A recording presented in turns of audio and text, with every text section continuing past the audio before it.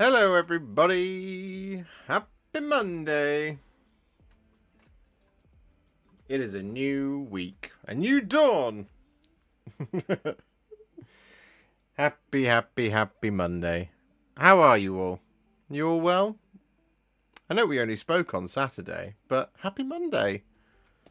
I hope you're having a great week so far. It's pretty early. You know, we're only 17 hours into the new week. But yeah, I'm excited. Today, we're building some resin.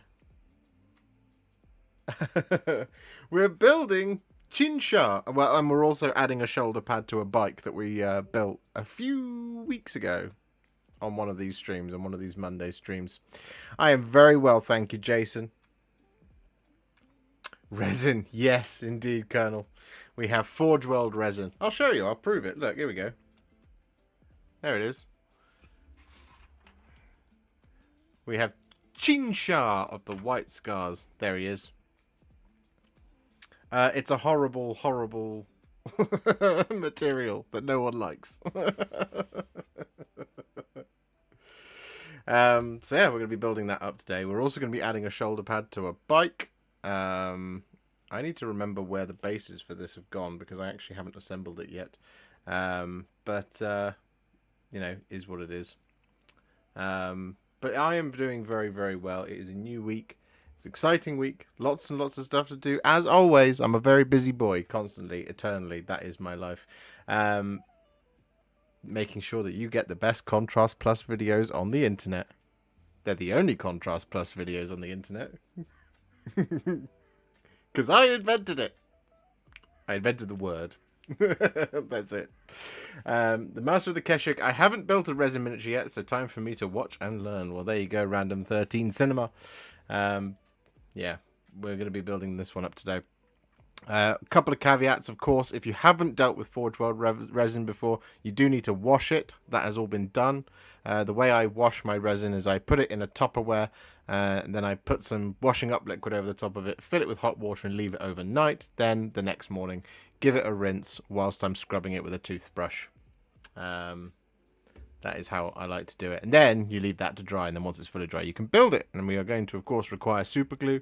We're going to require a knife, and we're going to require a set of clippers. Sometimes they say you need a saw, but I haven't needed one yet. But good afternoon. I'm going to say hello to each of you one by one. Let's do that, because I like doing that. Although, for some reason, it won't let me scroll up. There we go. Good afternoon, Tattooed Zoologist, Tiago, Laura, Colonel, Gamix, Elec Man, Thomas, Random 13 Cinema, Dutch Army Painter, Asmodeus, Fake Street Spirit, Edward 705, Jason, Lucas, Jean-Pierre, good afternoon, Abdul, Kevin, Heresy Squat, good afternoon, good afternoon, good afternoon. Happy Monday to all. So, we're just going to very quickly jump in, because... Good morning, Star Pilot. I haven't seen you around for a little while. Hope you're doing well. We're going to do the one thing, the one job. We're going to basically finish off that stream from a few months ago. Months? Weeks. I don't know how long ago it was. We're literally just going to deal with one of these shoulders. Because we need to get one of these onto the bike. So we're just going to clip that off. These arrived quite late after I'd done the bike, and I haven't done the other two yet that are in the box, the Sky Hunter bikes. But we've needed to do it. Work's been keeping you busy. Yeah. Tell me about it.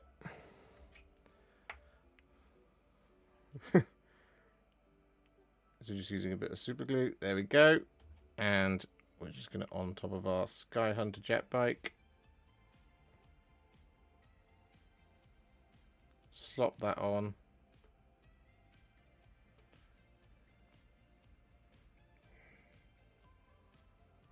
There we go. Job one done. Hooray! We are going through the checklist already. Good afternoon, Stuart Perry. How are you doing? Happy Monday to you too, Abdul. Yeah, so we have Qin Xa, the master of the Keshig, to build today. So here he is. And we actually do have instructions, which makes for a nice change from Forge World, as always. So as you can see, there's only about 19 components, so it shouldn't be too bad. We do also have a list of the components here on the back, including a 40mm and a 60mm plastic base. So, well, I guess we best just jump in and start painting? Building. So we need component 5 and 6 first of all, which are the body. I just have to find them. There we go. So starting up here, 5 and 6. So let's get going, shall we? Let's get cracking.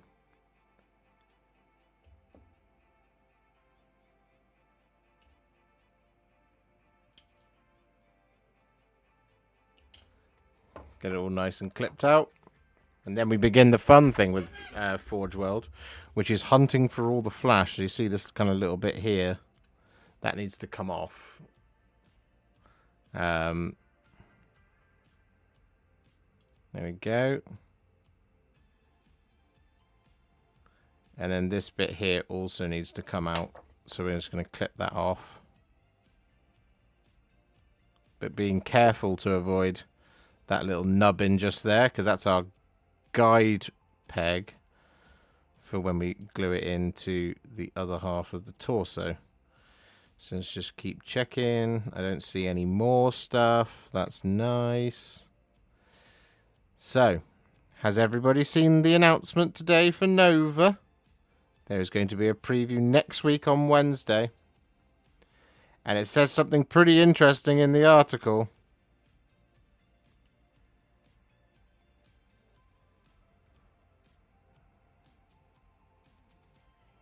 And you get 5 points if you can point out what that is.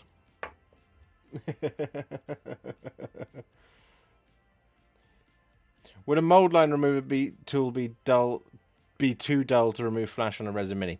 No, it's not too dull. It will do the job.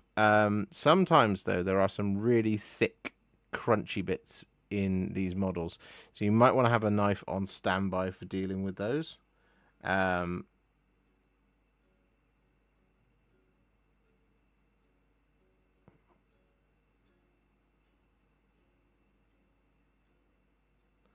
That looks about right to me. So let's just get it glued.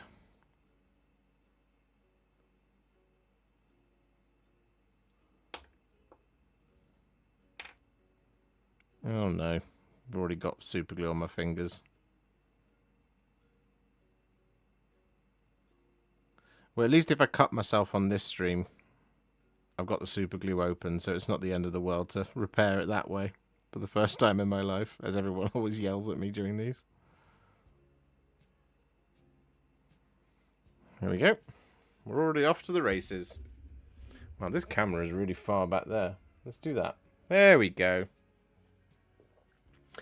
The roadmaps, yes, 5 points to Nate and 5 points to Star Pilot. Yep, they're going to be focusing on roadmaps. So I don't know how many miniatures they're going to show. I think they're going to show only like 1 or 2 miniatures, and the rest of it will be talking.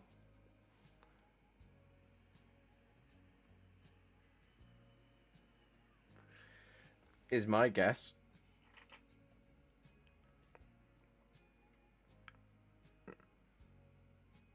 Right. Serious opinion now for everybody at home.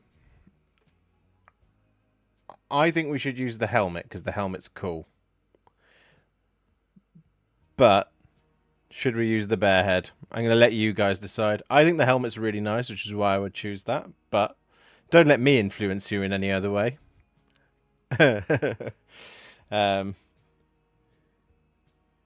Helmet all the way. James Cameron Clark says new Stormcast. Yeah, so I think they'll show 1 or 2 new Stormcast, but I don't think they're going to show all of them.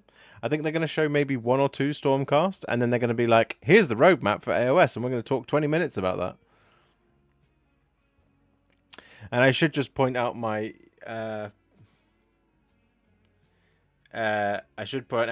YouTube duties. Guys, if you could please leave a like on the stream, that would be immensely generous of you. I'd really appreciate that. It means more people will come and find the stream. Our first target is to get to 50 likes because we want to make this. I want to be popular.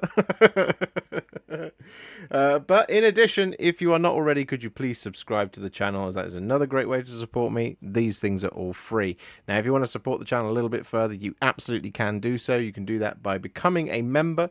You can do it by gifting some memberships to other people so they can come in and join this wonderful, wacky community of ours. Or if you really desperately want to have a question answered, question, insult, or compliment, or any of the kind, you can send a super chat on a big, colourful postcard, which will definitely get my attention as we build this. So, yeah, all of that good stuff. The YouTubey stuff. I've been neglecting the YouTubey requirements of a YouTuber to because I'm terrible at this job. Have you seen Romulus yet? No, not yet.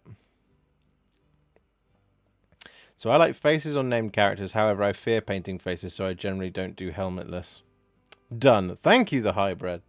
That's very kind of you. No, I haven't seen Romulus yet. I do want to watch it.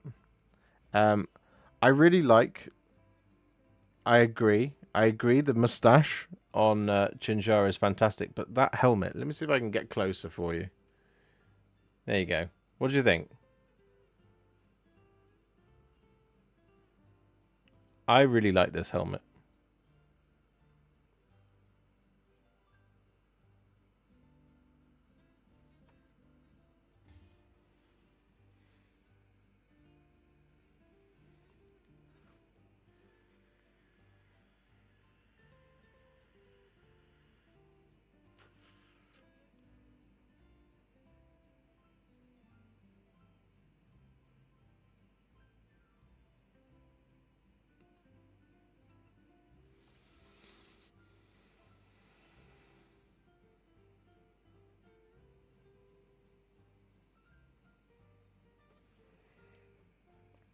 I think you're going for the helmet. Let's go for the helmet. I like the helmet.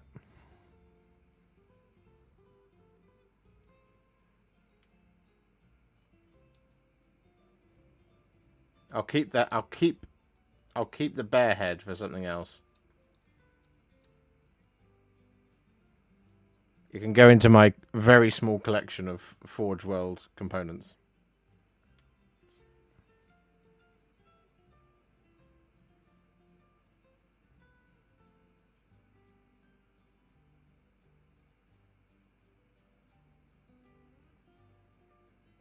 This is actually quite nice because that's a change from what they normally do.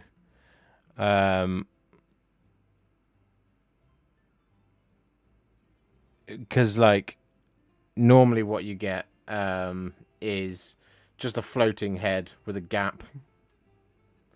And just make sure we haven't got any. No, we have a little one.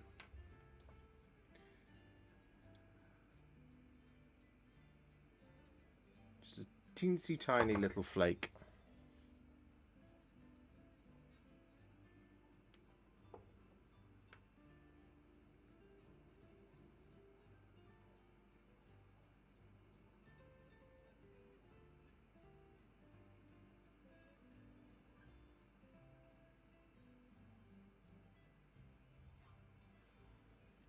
That looks about right. Let me just check.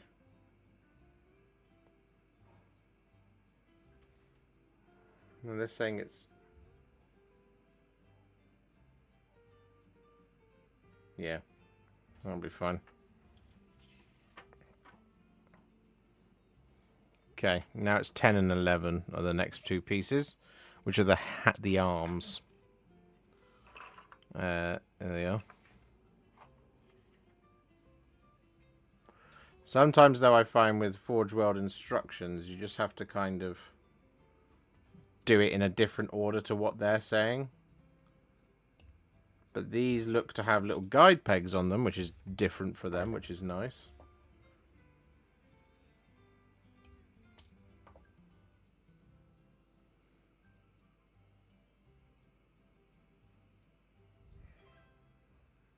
Because normally we don't get that. So you see this little triangle just here. That's actually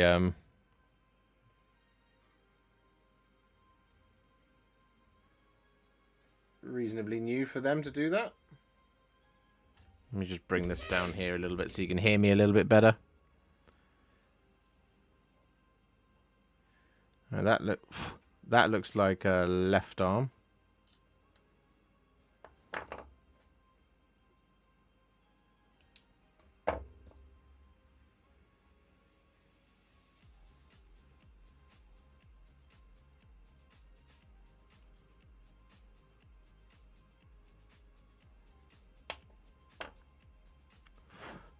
You know, something I was surprised to discover is that Games Workshop doesn't sell superglue anymore.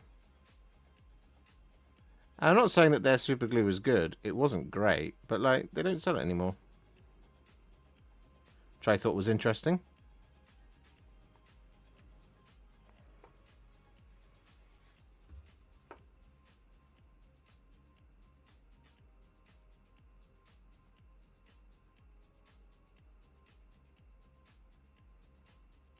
It's my interesting fact of the day.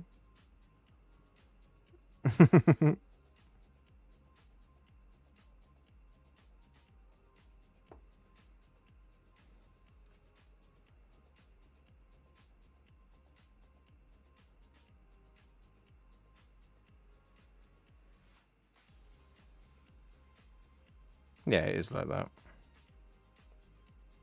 Ah, so this is one thing I've missed. You can see it. There's this void here. I'm just gonna...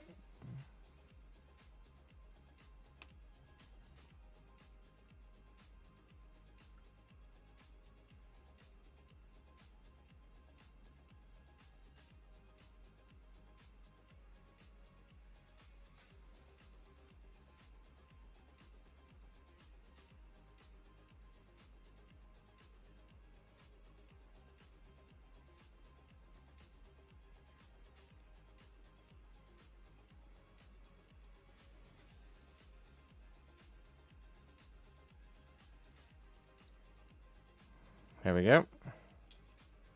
We have a little one just in here, but we can probably just do that whilst it's still on the model. Yeah. It's all groovy.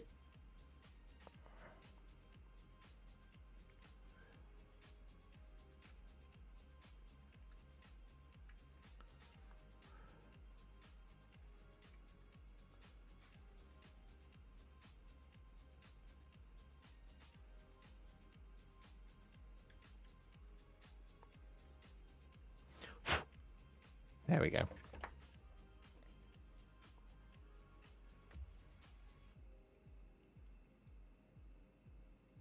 Just get a little bit more super glue on there. There we go. Job's a good one. And we just slide that back on there. Like so. Excellent. This is actually reasonably painless. Hello, Forge Father.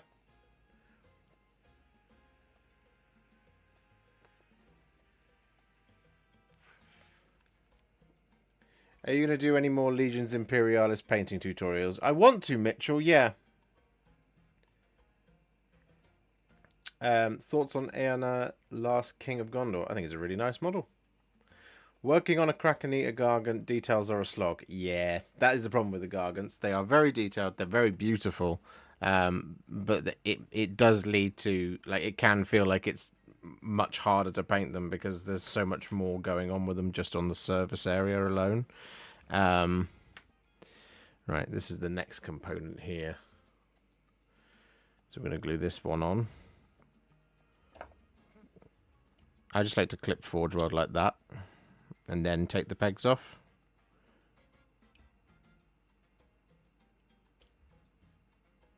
Because I feel like I can examine this a little bit closer as a component. Like that way.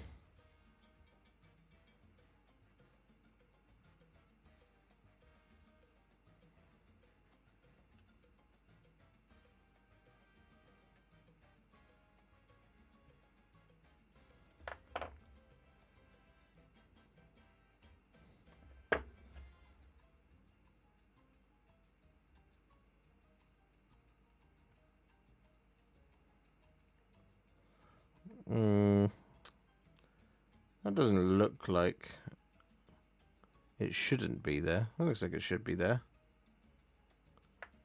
Guessing it should.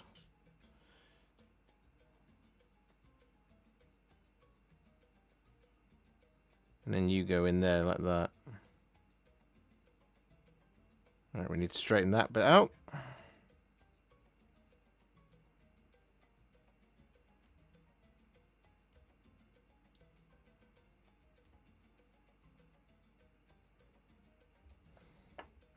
So it's not too wobbly on the model. Yeah, it's a little bit better.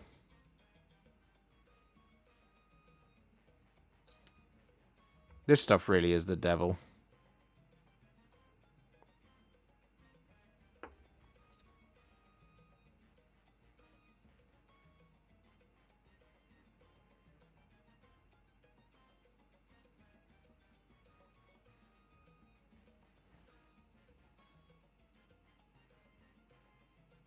Any plans for MESBG Contrast Plus tutorials? Why, yes, I do have plans for those.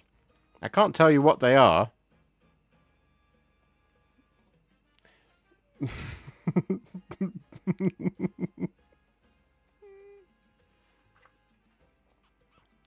But I do have plans for them.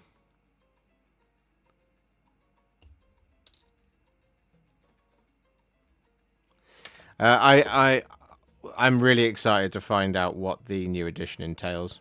I don't actually have any insider knowledge, but I'm very, very, very excited for it. And I'm kind of workshopping a way to kind of just like hit that new edition with a ton of just a ton of like painting support for the Lord of the Rings. Obviously, it's difficult to kind of determine just how much or what's going to be there, or what videos to make about the new edition. Just because, as I said, you just can't predict what the hell's going to happen until we know what's going to happen. Is that supposed to be as angled as that? I'm guessing it must be.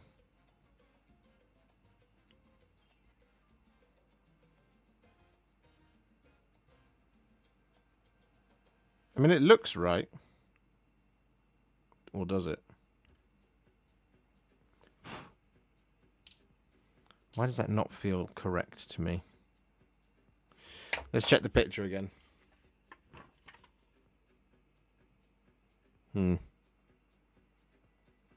That is not useful.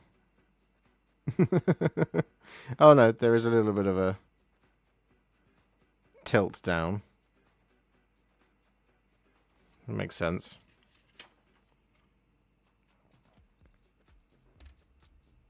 So like this one makes sense, right? Because the 5, like that can't go anywhere.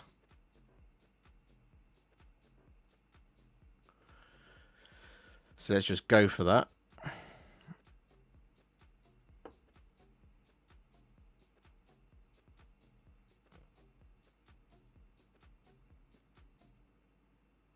Oh, I glued my fingers together. There we go. Lovely.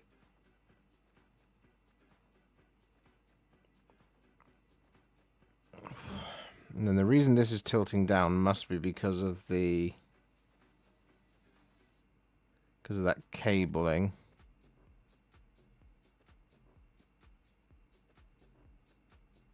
And we still want it to be quite close to the body, so I feel like there is the right place for it. So let's just go for that.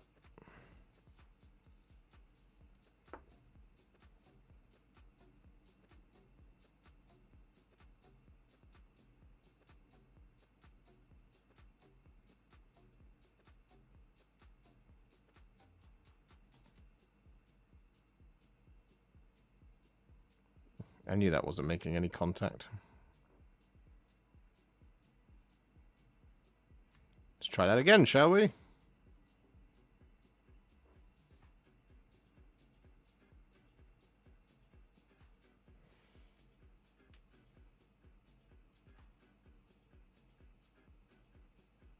The last image in the Sanguinary Guard strike article from today on Warcom has me thinking those new models are pretty cool. Cool.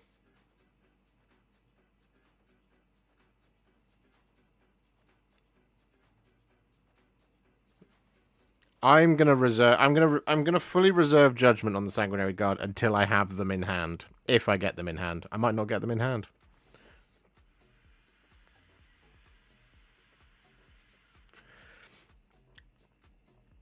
Oh, swords go on next. Interesting. Alright.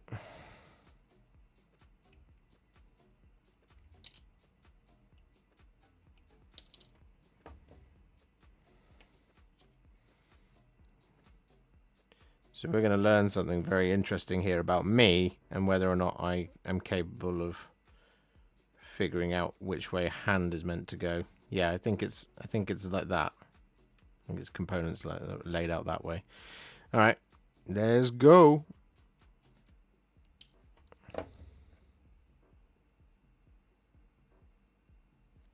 No, more of that's got to come off. Just don't want to. I just don't want to snip the tip of the sword off.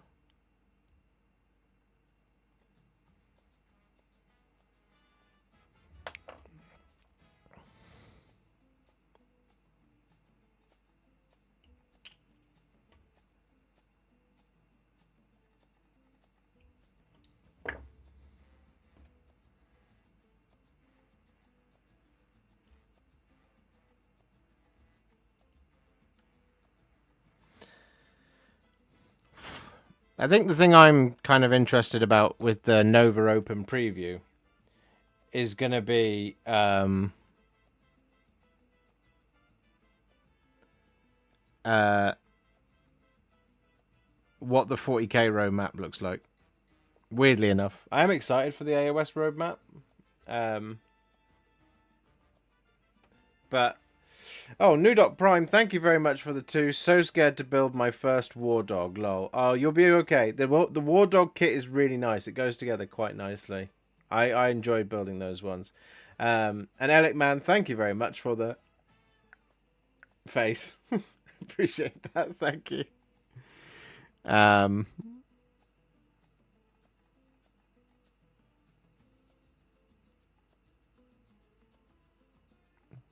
Yeah, I think that's right. It feels right to me.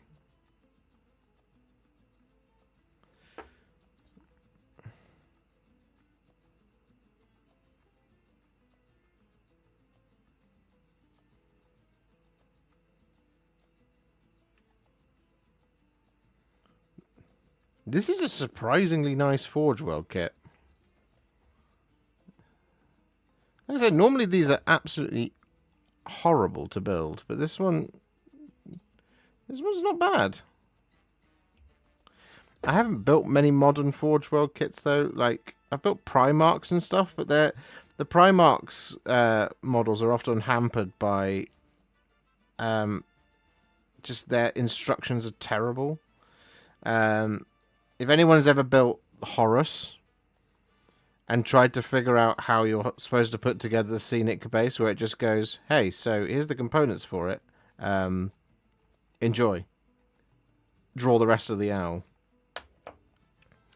And like the Magnus the Red base does the same thing. It's like, yeah, these things go together. And you go, do they? And they go, yeah, don't worry, they do.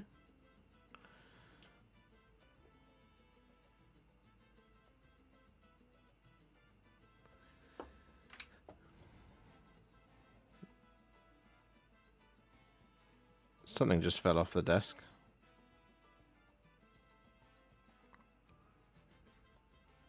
What just fell?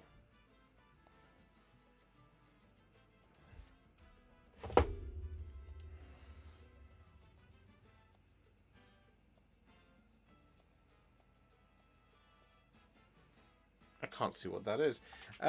Edward705, thank you so much for the £5. Hi Josh, love all the videos, have helped me become a better painter. I was wondering how you would paint Kalanax, testing your AOS lore. Thanks again. Kalanax. That would be Vandus Hammerhand's Dracoth, is that correct?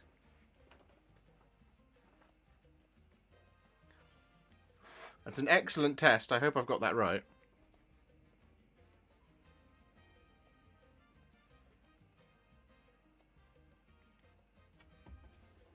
Yes. Hey. All right. Let me look up Vandus. Because I haven't looked at this model in a while.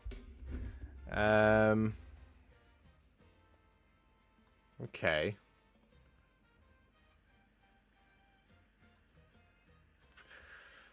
Ah, yes, the classic Warhammer website. You Google a model, you click on the model, it takes you to the website, and then it kicks you back to the homepage because you haven't told it what country you're in. Classic. Hmm.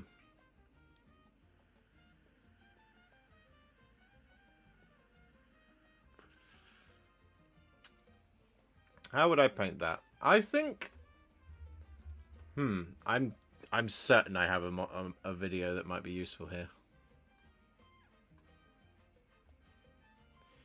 Videos. Because it's not quite black, but it is a dark grey.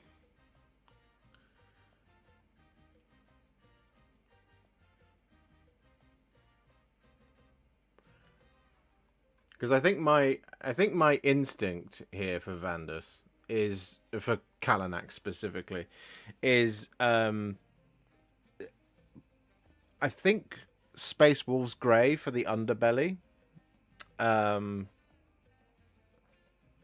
what I would probably do is I would probably do something like Space Wolves Grey over the entire model.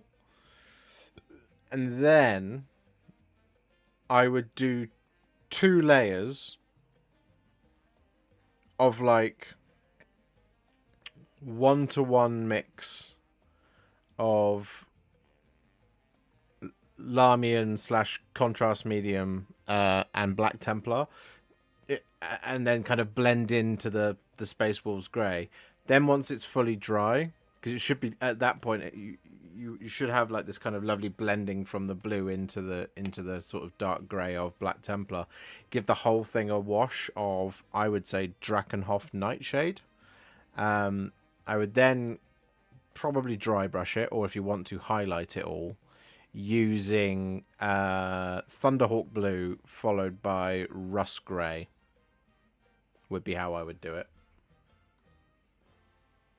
Then again, you could just go for something like Incubi Darkness and try and do the blending a different way, but I don't know how I would recommend doing wet blending in that way. I would do it the Contrast Plus way, but that is probably how I would do that.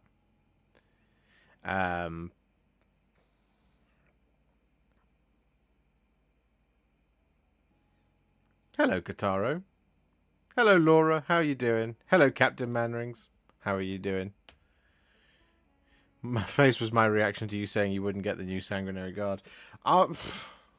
Do I need them?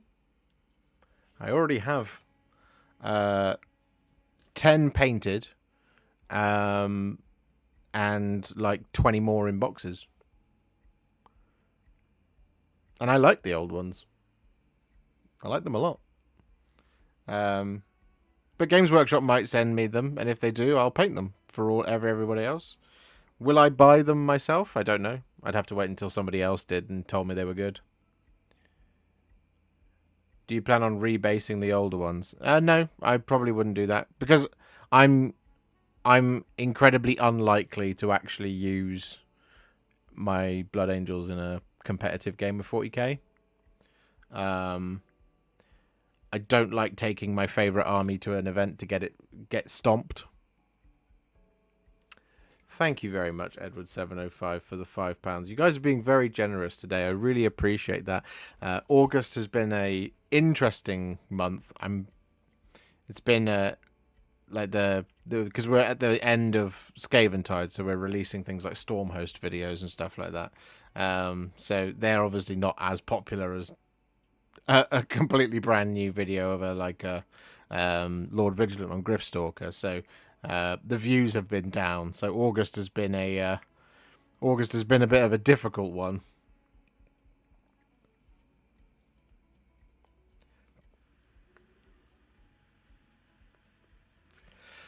So I very much appreciate your generosity, guys. It goes a long way. It really does. 12 and 13. All right, so now it's... Right, now it's time to work on his trousers. So we need that one and that one. Just make sure you're focused on my fingers rather than on the super glue bottle. Let's go there and go there and go there and there. Lovely.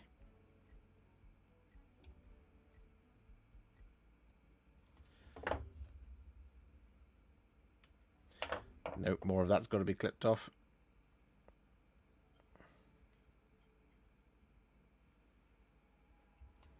Oh no, maybe not.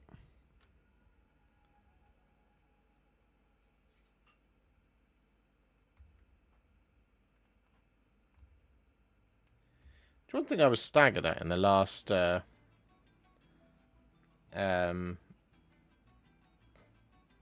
last preview, the one on Saturday, was that they said they gave it not a definitive date, but they did say, yeah, no, the Kill Team would be out September, October, which is really interesting. They've never done that before.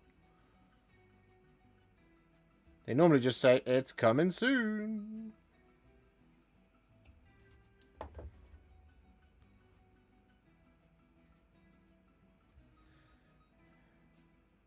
Maybe going forward in the previews, we're going to have a little bit more transparency, which would be awesome.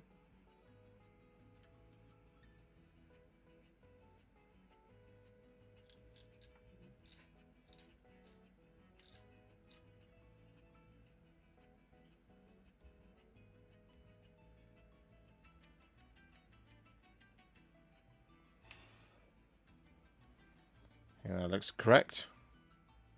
Check the other one for flash. No, I think we're good. All right, let's see how these two fit together, shall we?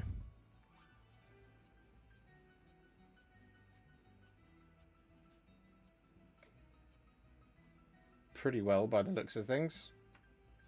All right.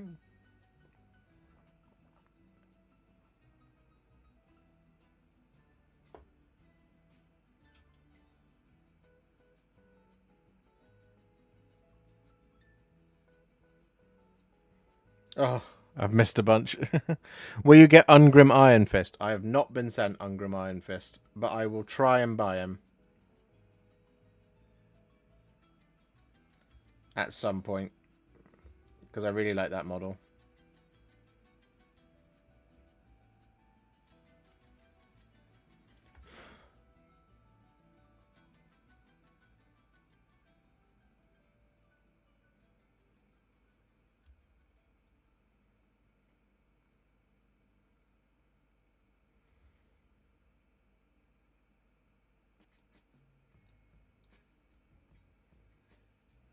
We talked about it on Saturday. I was talking about the manor, the fortified empire manor, and I was gonna buy it, but I made a decision to buy primer instead.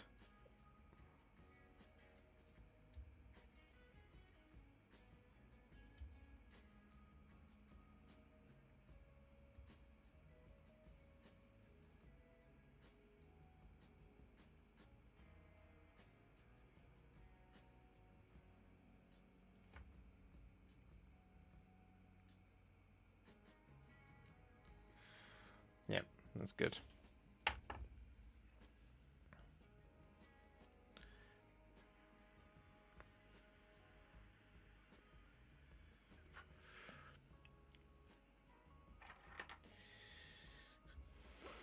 Okay. We've got the little leggies.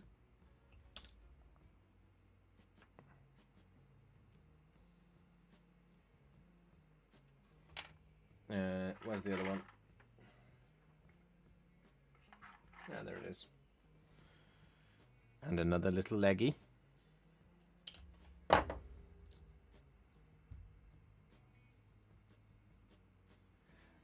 Now, one thing I often forget to do is actually smooth down these bits on the underside of feet, and that's particularly important with these character series models because they always have those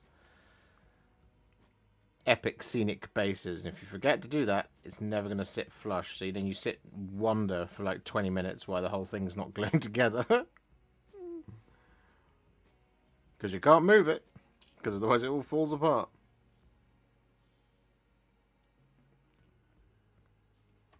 There we go.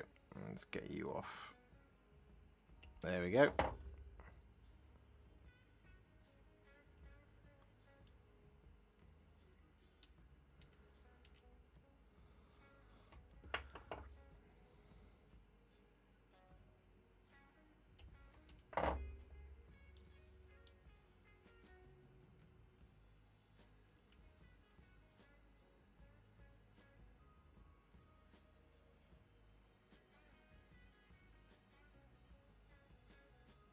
I was surprised that there wasn't a miniature announced today, although there's still time for that to happen.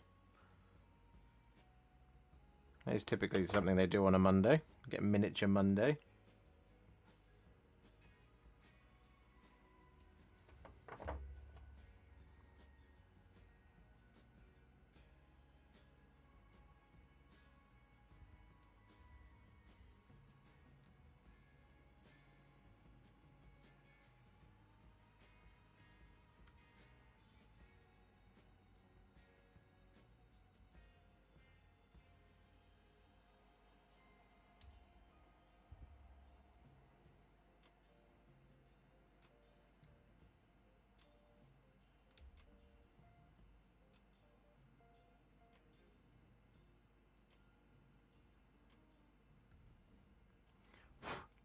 Perfect.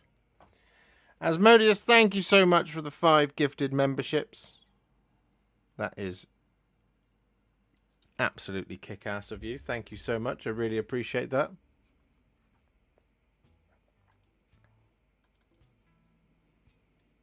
That puts us on 437.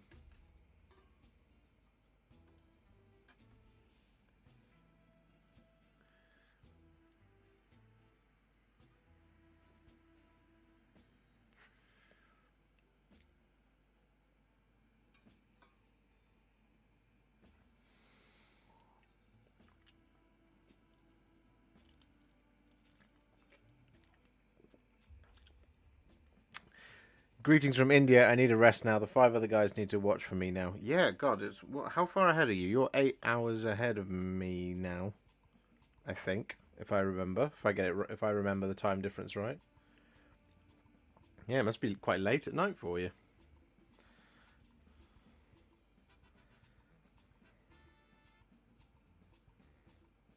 Oh, that's what's in there. And then this one supposedly goes in here. I think it's perhaps sensible to put that leg in first, though.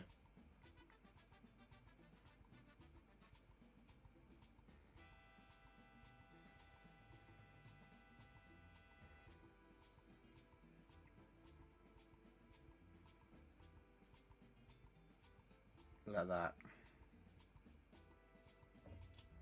We'll try and do both quickly. 4.5 hours. Yes. All right. Yeah.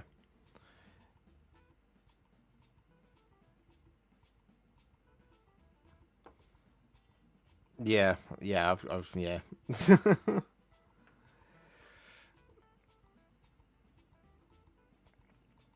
Like I said last time, I've been to India a couple of times for work. Back when I had a real job, and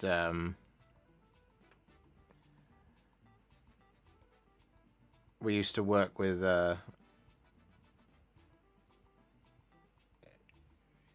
company called First Source out there. Because we ran stupid hours for our customer service, they had even stupider hours. There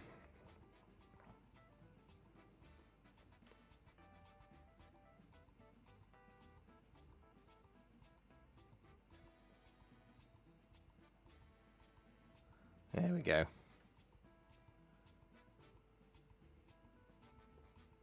Right, so we should just slot together like so.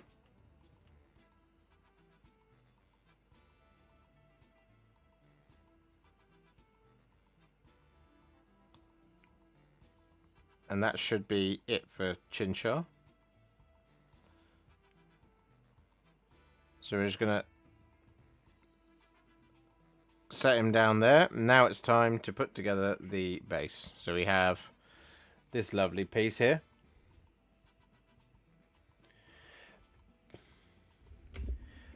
Pedro, thank you so much for becoming a member. Absolutely legendary.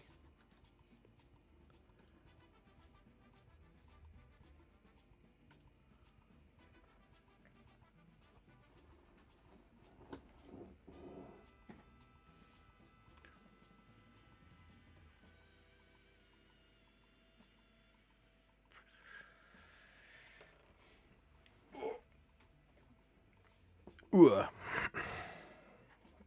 And then we have a little... Well, we have the previous occupant of that dreadnought.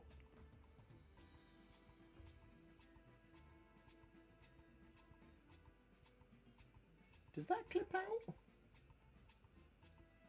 Looks like it does. Well, it's gone now.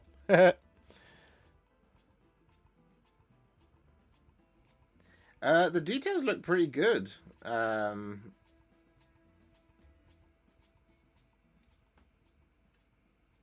It looks like it's going to be a really fun paint job. Right, how are you supposed to... Because presumably he goes in there.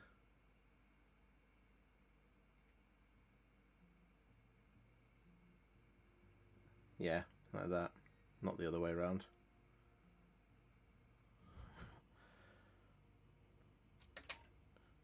Farewell!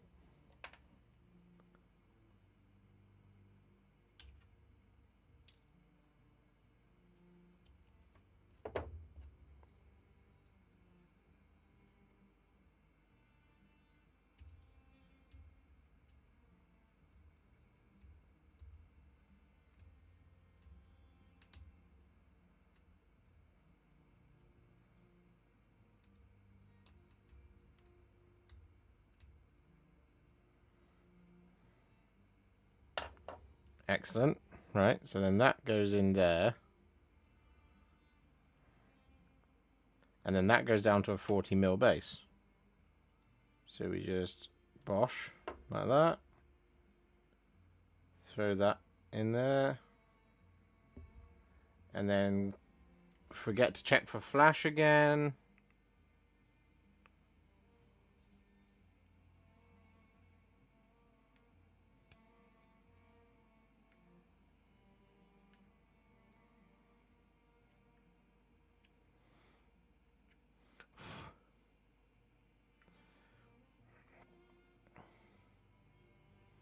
I might see if I can try and find time to do the Crimson Paladins that I've had knocking around for ages.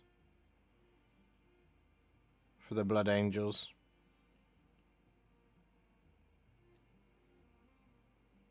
Because Heresy understands the Blood Angels. Jason Papworth, thank you so much for the £5. Hi Josh, have you any other videos to help painting a lightning orb for a slan? Seen the Astrolith vid, entering the model into a local gaming store painting competition EAP.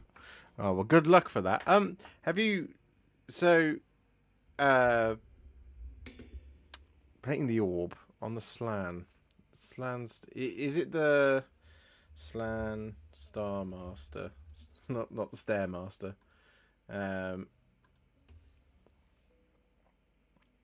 Is he holding an orb? Or is it the one in the staff? Because I do have the slan video, but I don't know. I can't remember if I did do the Warhipster slan. Oh, I did it holding the skull. Of course I did.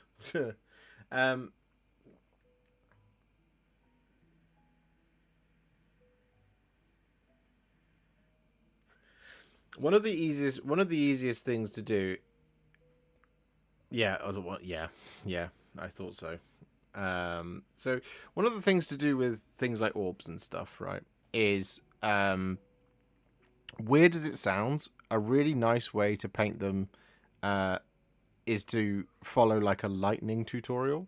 Now, you're not working with a lot of real estate on something like an orb, so uh, kind of what I would recommend for it is going for like a two tone type thing.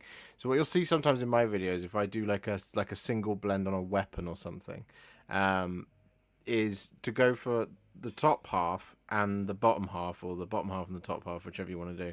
Go for a brighter color all over, let that fully dry, then get a darker color and whack that around about half of the orb, and then blend it into the top color. Uh, if you go for from the lighter to the darker and add in like lightning, right, it will look like and it won't look like lightning. It will look like kind of mysterious stuff happening in an orb. So one of the, if I just go and find like something like a one of my custodies videos, right? So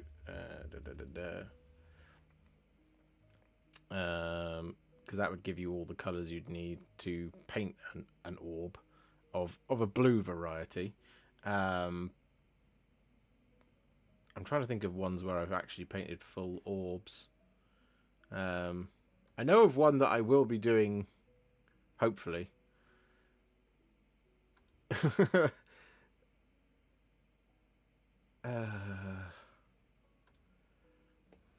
We got something like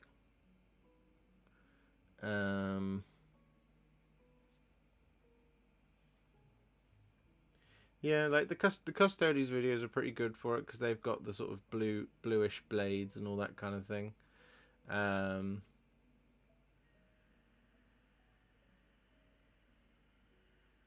Oh, another one actually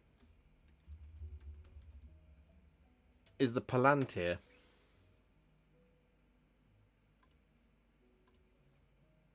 So in this video, the how to paint Isengard battle host, painting an army worthy of Mordor. Towards the end, I do the Palantir.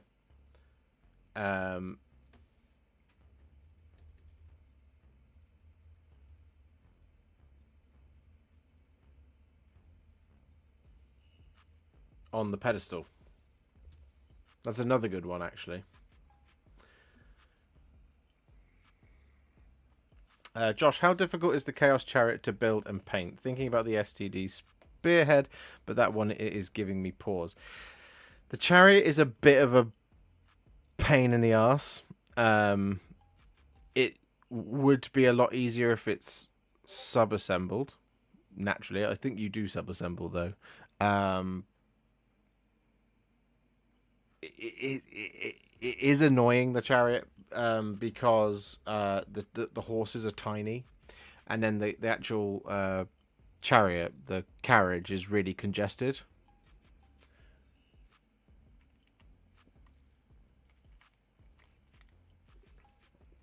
You're very welcome, Jason. Yeah, it's not the best kit in the world to build.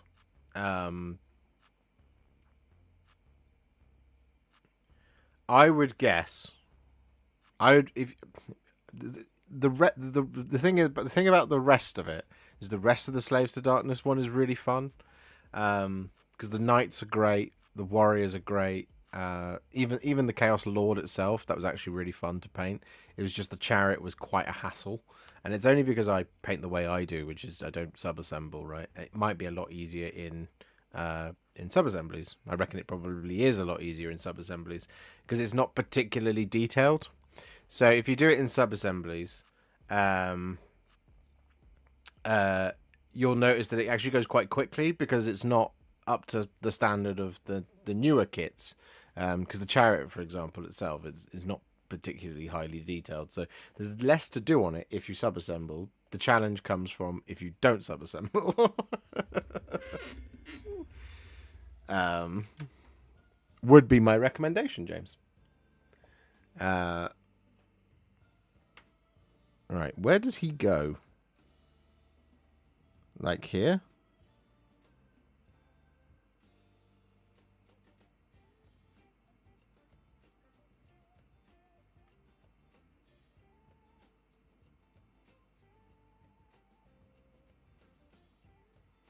I mean, that makes the most sense.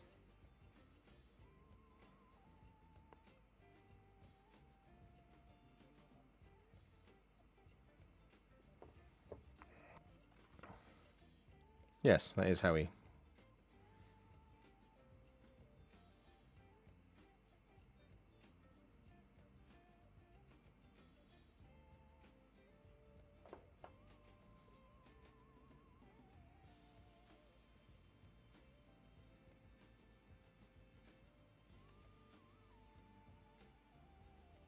I'm just going to hold this for a little bit.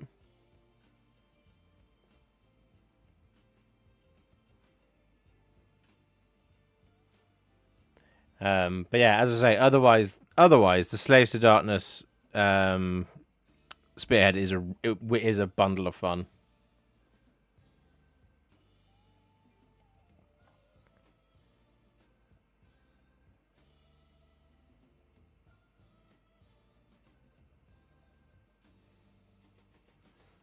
Ugh. There we go.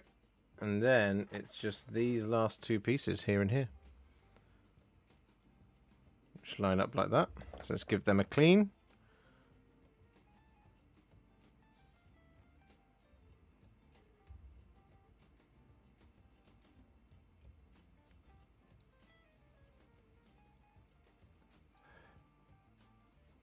I mean, I probably already know the answer to this, but I will be doing a video on this. But is that something you guys want to see?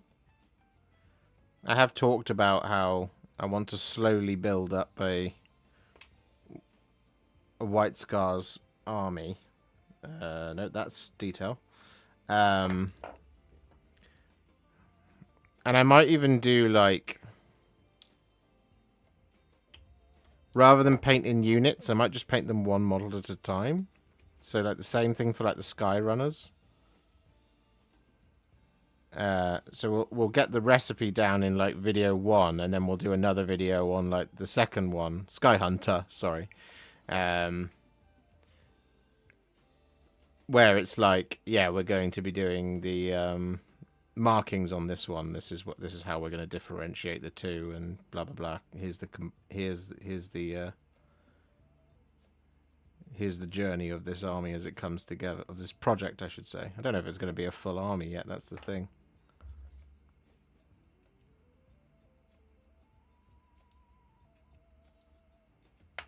Oh, look at that lovely large hole that's just appeared.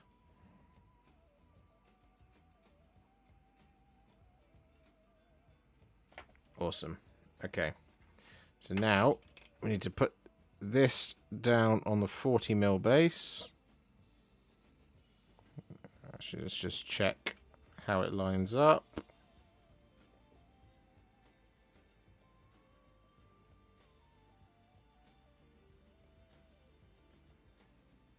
It lines up pretty well.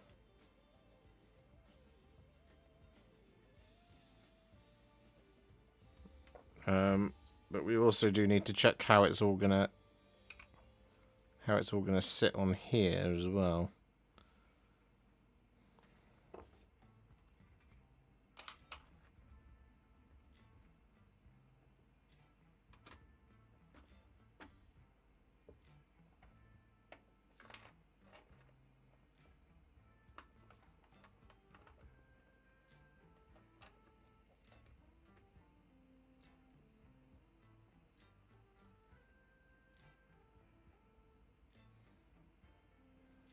Because I often find that's doing it like this is the best way to just ensure that the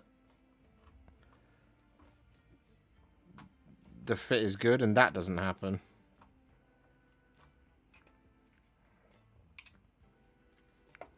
So we'll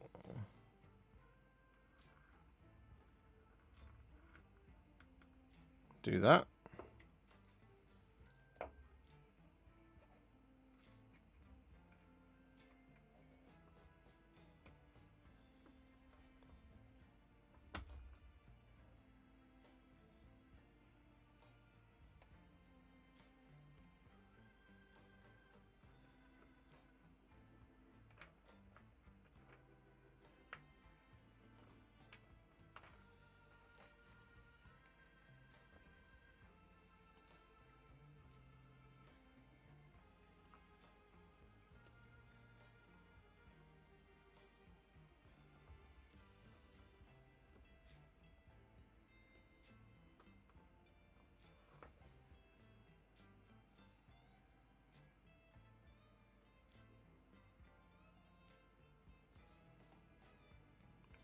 Excellent.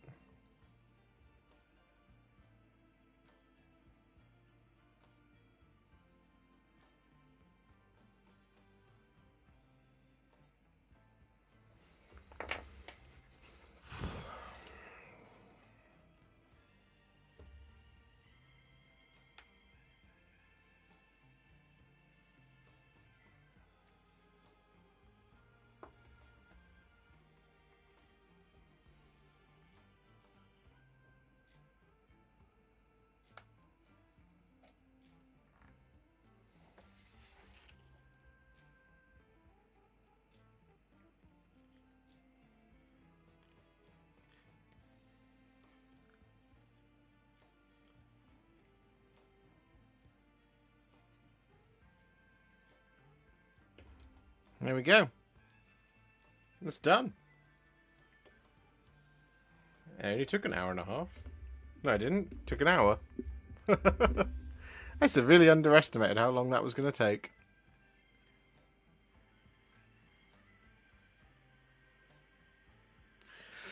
Well, we'll wait for it to fully dry, and then we'll fully put the whole thing together. That is a spare head that goes over there.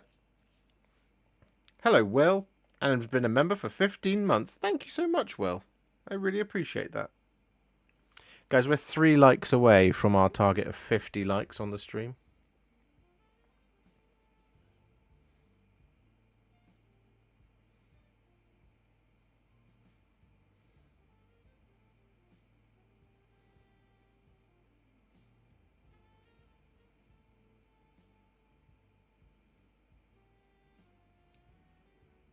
There you go.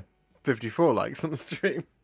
So now we're only 15 away from our next target of 69. Nice.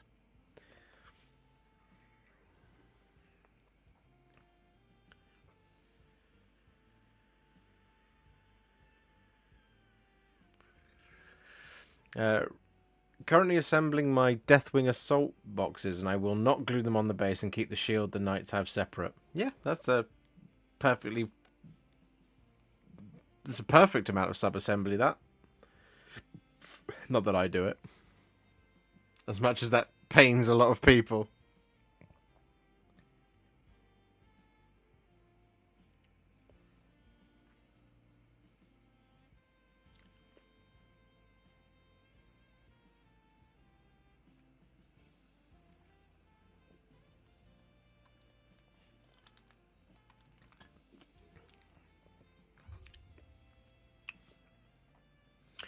We are 31 members away from our goal of 469 members. And as you can see, we have painted 369 members. Models. We've painted 369 models so far this year.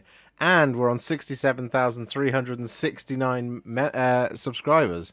There's a lot of 69s on the screen right now.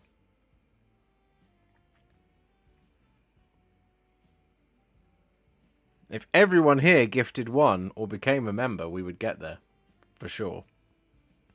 Anyone going to get Space Marine 2? I have it on pre-order. I'm ready to go, baby. That is a lot of painted members. I know, exactly.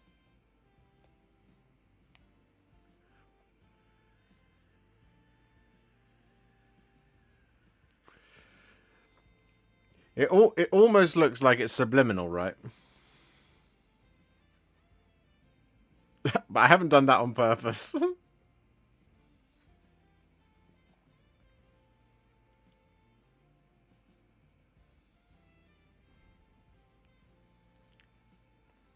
Goblin Horde, thank you for the 1 gifted membership. Yeah, see, that takes us 1 step closer.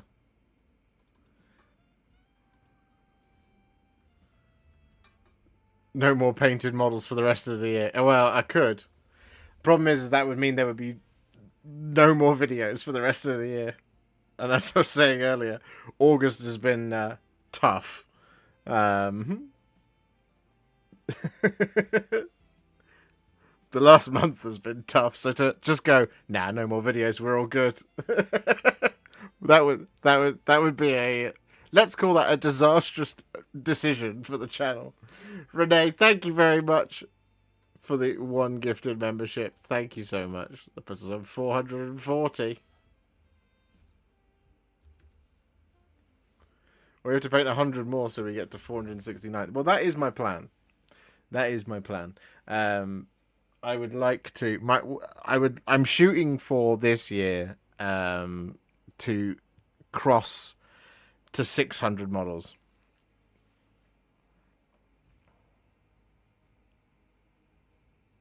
I've started painting for a month and a half, and I'm struggling with the highlights. Do you thin down the layer paints, or do you do it directly? So you thin down base and layer paints. Sometimes it doesn't feel like it's necessary for highlighting, but the thing with if you thin it down for highlighting, it actually just makes the brush glide smoother over the details, and that's just one of the myriad benefits of doing so. The other benefit of thinning down your paint, obviously, is that it's not as strong as it goes on, so your highlights appear subtler. So do thin them down with just a little bit of water so they're nice and runny, so they go on nice and smooth, because it just makes the whole thing easier, and it avoids any kind of lumpy edges. And if you thin them down, it also protects it from not 100%, but it preserves them a little bit stronger in the face of, like, if you rub them. Just because it dries better for some reason. Edward, thank you so much for the 1 gifted membership. Thank you very much.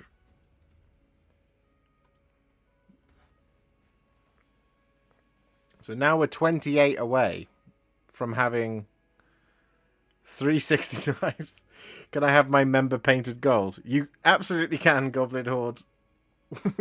We'll pencil that in.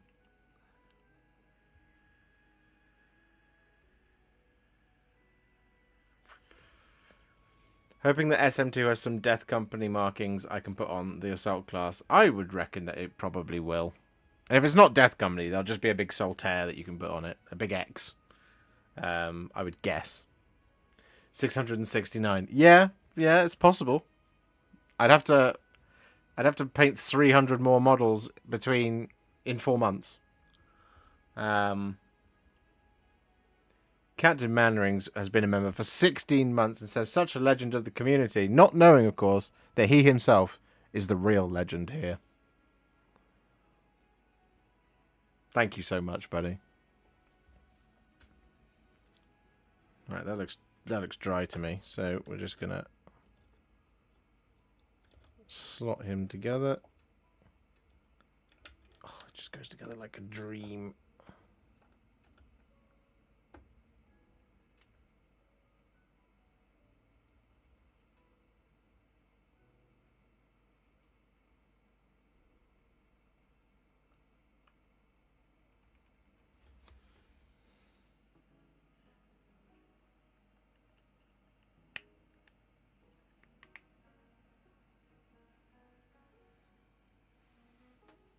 And here we are.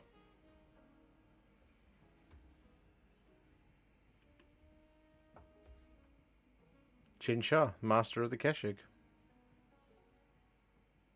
Looking fantastic.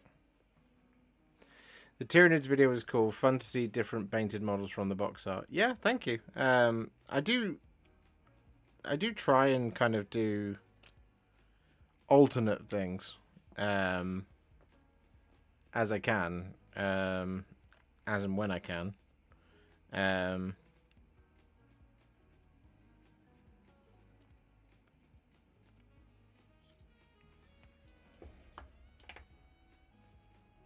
Love it. Did you get a fortified Manor of the Empire? No, Edward. I was gonna buy it, but I had to buy primer, brushes, and spare paints. Well, replacement paints instead. I couldn't afford the fortified Manor as well. I had to put future models' well-being first.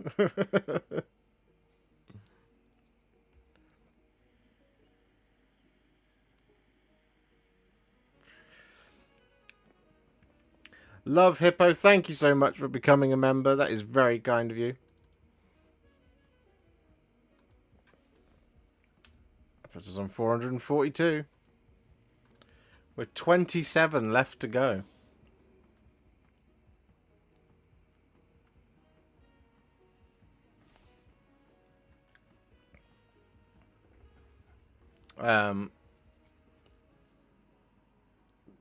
But it shouldn't be like, because it's terrain. It shouldn't be limited. So I should be able to get I should be able to get it.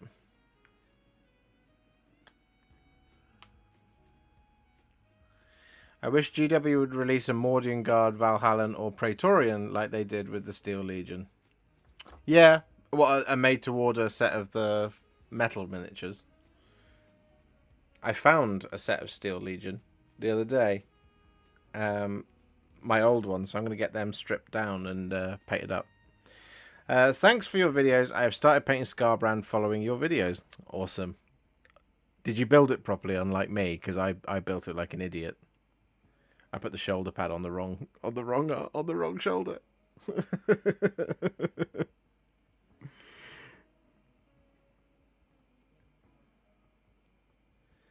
I haven't missed the made-to-order Anvil of Doom on wheels. Was that?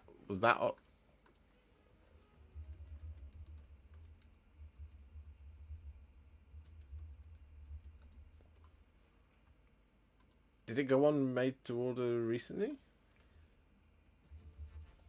I already have it open. More the old world. Dwarfen Mountain Holds.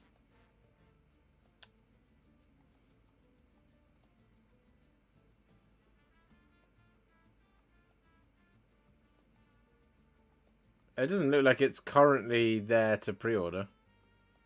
Oh, yes, it is there. Oh, that's not the one on wheels.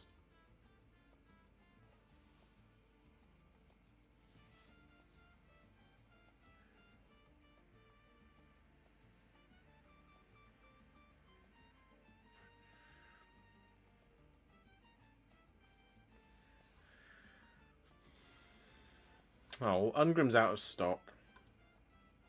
I can't afford it anyway.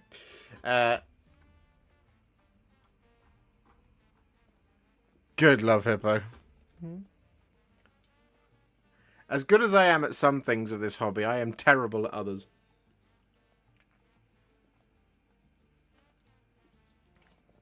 I think that's why people like me.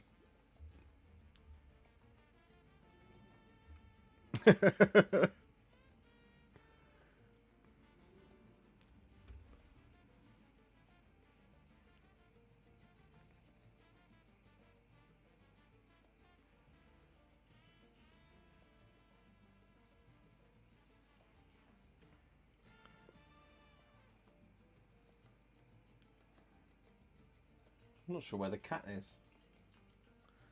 I did have a cat up here for the entire day. She's being very, very, very clingy today.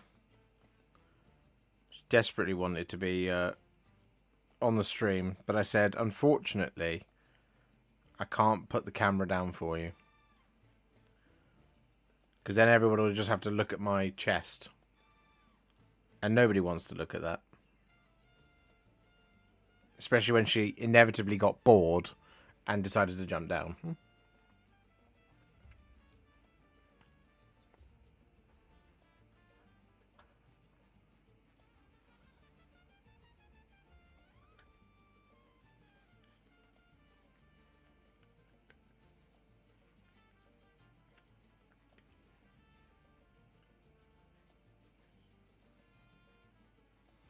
I would imagine that that's why people like you. I'm just here for your looks. Oh, Goblin Horde. You flatter me.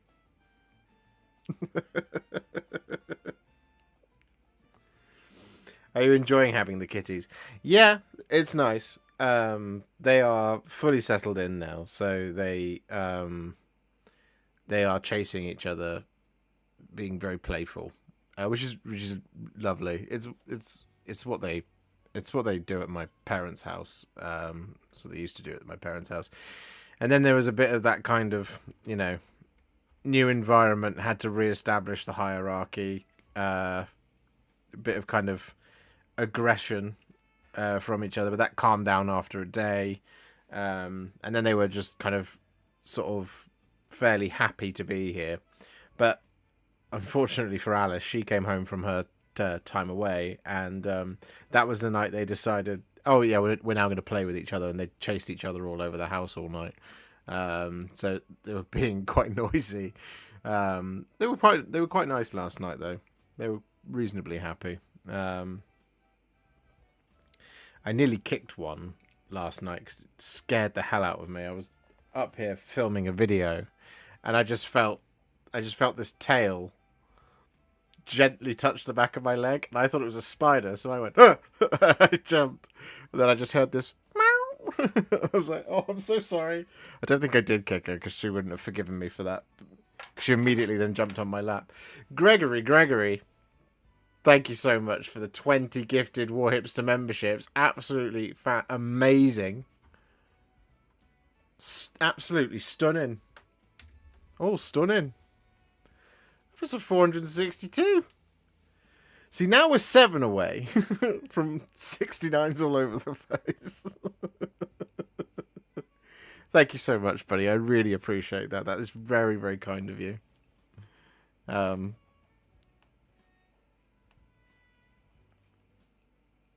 amazing. See now we're on track to make this the most successful stream of the last month. Amazing. Thank you so much, guys. You're being incredible today.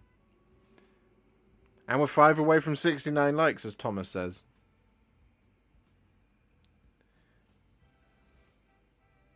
Four. Let's just sit and watch the numbers go. I like watching numbers. It's part of being a YouTuber. You just sit and watch numbers tick up and down. But yeah, it's very nice having the cats here. My parents have moved as of today. Their furniture turns up tomorrow, and then the cats, I think, are with us for until next week, which is lovely. They seem very happy, which is great. One of them is just absolutely not interested in treats at all, and the other one eats all of them. So, that's good.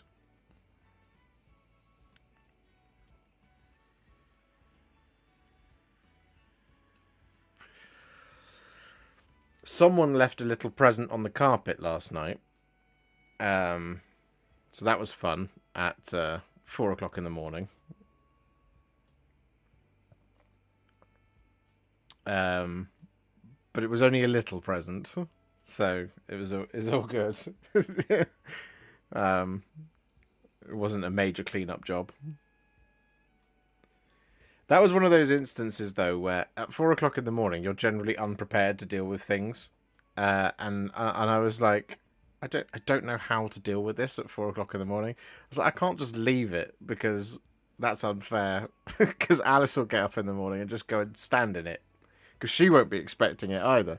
Because you're also a similar amount of unprepared at 8 o'clock in the morning as you are at 4 o'clock in the morning after having just woken up. So I was like, oh God, I can't deal with this now. So that was fun. But it was just like, oh, it's all part of the fun and games of having 2 cats stay at your house, right? I will show. I'll see if I can find a picture I can put on. So one of them has taken to sleeping. Well, has spent the day sleeping on the other chair in the office. So on the editing desk. Here she is. So this one's Alfie. She was very concerned because I got up to schedule the stream for today and make the thumbnail. So I went to just go and pull the chair out. And I'd never normally look down, but I looked down and there she was just looking up.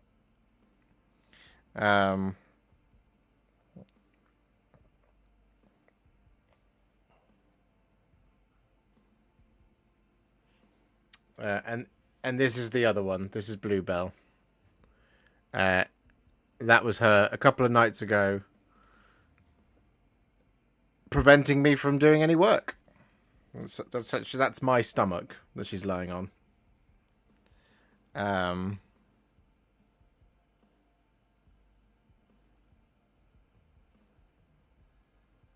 But yeah, they're perfectly happy. Will, thank you so much for the gifted membership. I really appreciate that. Thank you so much.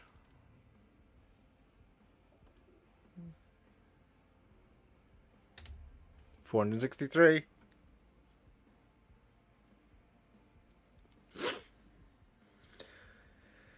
Finally started listening to Scaventide. Damn.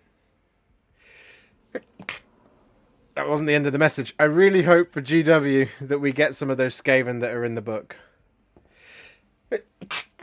Oh, sorry. Some of those Skaven that are in the book. Blind Shadow Skaven with knife chain whips. Yes, yes, please. And some others there too. Yeah, I mean, they are one of the coolest things about the book. It's a really good book. It's a really good novel. I really want to talk about it, but I also really don't want to spoil it for everybody. Hello, Mr. Gwatkin.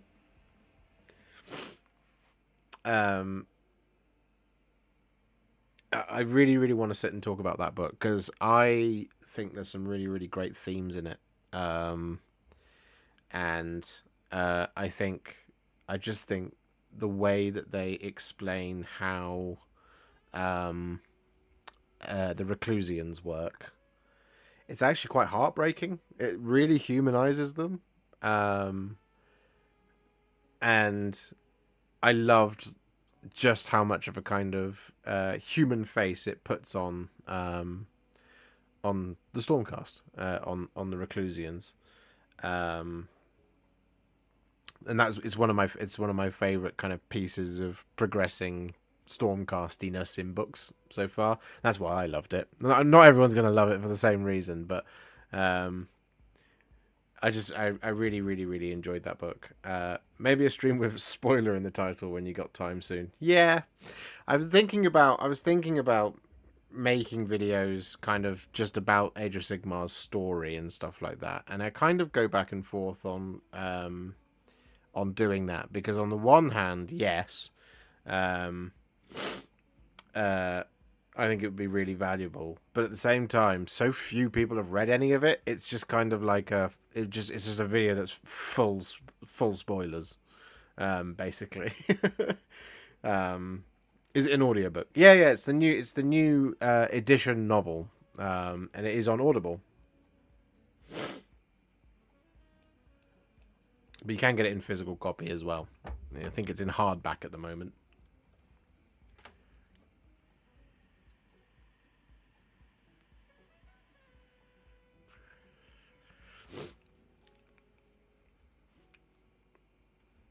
I've just finished listening to Scaventide 2, and it's a brilliant book. Really well worth a read or listen to. Good. I'm eventually going to get a stream where we're going to be live, and I'm going to say, has everybody read Scaventide? And everyone is going to say, yes, we've all read it, so we can now talk about it. Then we can talk about it. But for now, I can't talk. We can't talk too in detail about it. Because don't spoil it for anybody in the chat. The main story of it, but it's a very, very, very, very, very, very good book.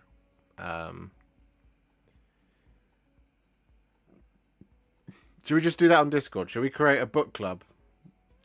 Grey Wolf and I got there at exactly the same time. The Warhipster book club. Yeah. I warn you, a lot of it will be Age of Sigmar novels.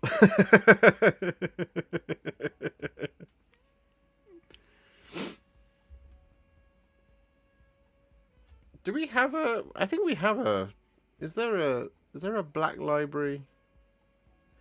The book and audio book club. Yeah, there is a channel in Discord about books.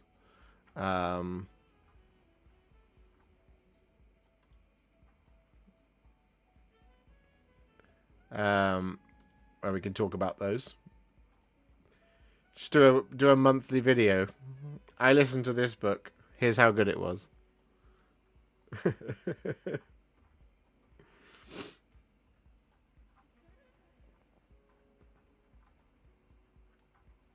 My next one is Dark Harvest,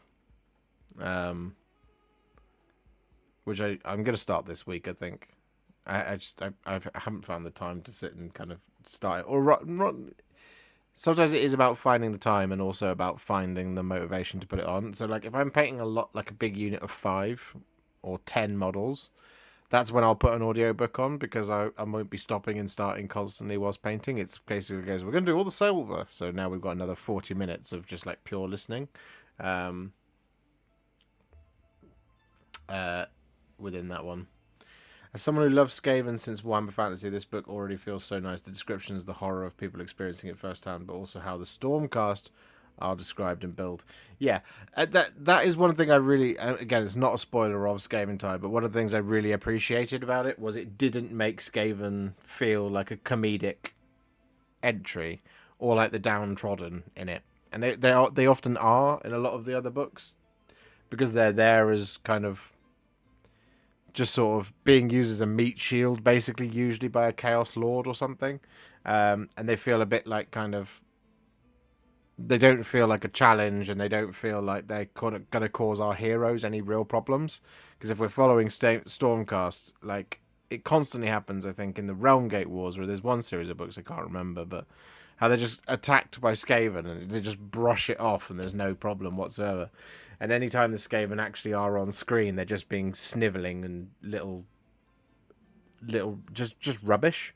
Whereas in this book, I was like, yeah, no, this is a return to form for them, because they're actually gross in it, but also just like scary and disturbing, as Grey Wolf says. Yeah, they're absolutely.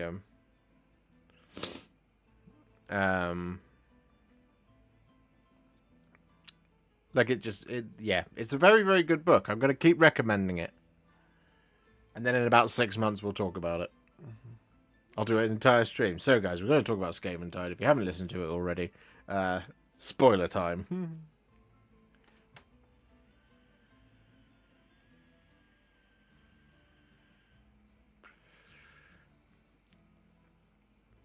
But yeah, it's great. It is really, really good. Wholeheartedly recommend.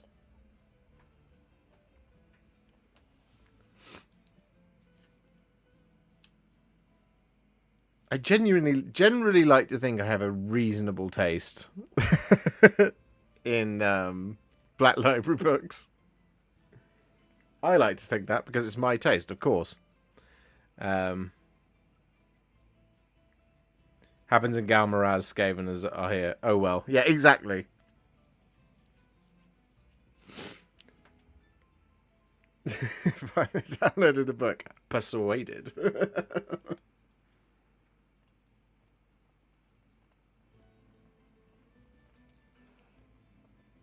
Hello, Tommy.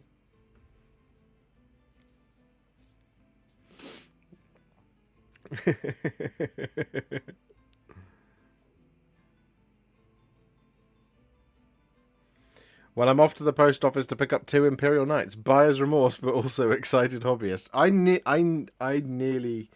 This is what I was mean. So I was looking at what I needed to buy last night, and I put everything I needed into my basket. So things like a replacement primer can or 2, and I needed some extra paints, and I needed a new brush, and I needed all this stuff, and I put all that in my basket. And then I was like, right, let's see if I can afford to like buy the Lord of the Manor, the fortified manor, and I couldn't. But on Firestorm Games right now, guys, if there's a link in the description, but on Firestorm Games right now, the Cerastus Knight Battle Group is still available, as is the Mechanicum box. I just can't afford them. But if you wanted them and you missed out, they are still there. They were there last night. They might be gone by now, but they are still there. You can buy them now. Firestorm Games. Link in the description.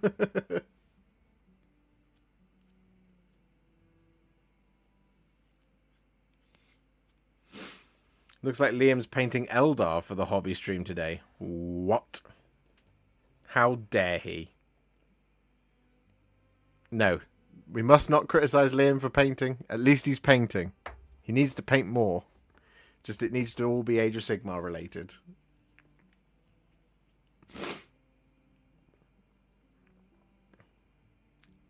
Have I listened to the audiobook of Scaventide? Yeah, no, I listened to it. I don't have time to read. I used to read a lot. This is what when we were cleaning out my parents' garage. Alice, I think, was truly shocked by the amount of books I owned. Because I said, yeah, I like to read, but then I haven't really read since I've been with her. So, you lie. No, I did used to. I don't have time anymore.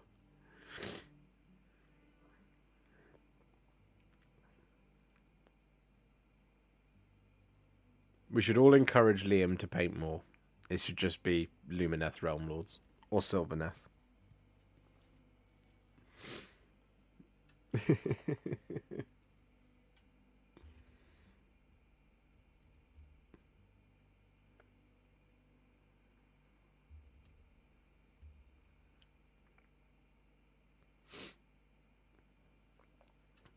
I think I still need the Stormcast Chariot and the Cruel Boy's big crossbow to make 2 complete spearheads out of the last starter box. Yeah, that sounds about right.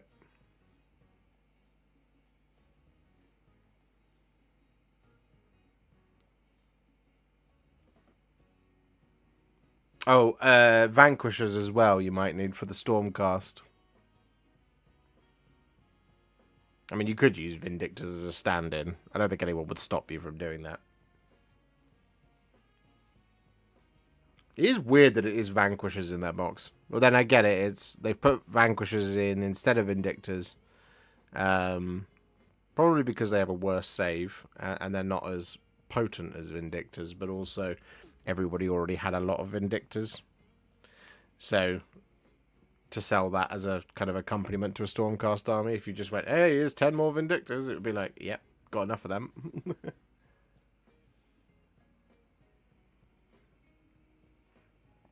In that he follows what people want to see, less of what he wants to do / play. Yeah, I mean, it's the nature of the YouTube beast. The reason August has been tough is because July was about Age of Sigmar. That's why, for me on YouTube, like the video I put out on Saturday.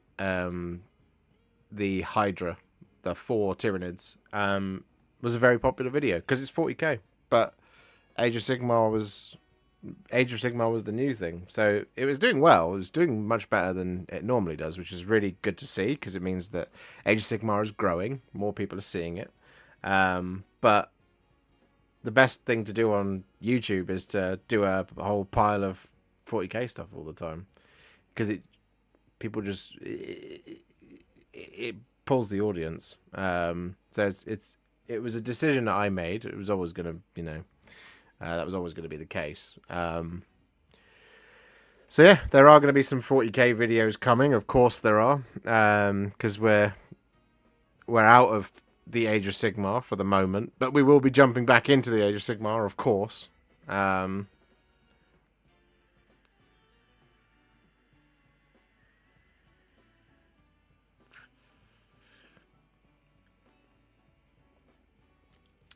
But yeah, it's just 40k is the most popular war game, so it pulls the most audience. Yeah,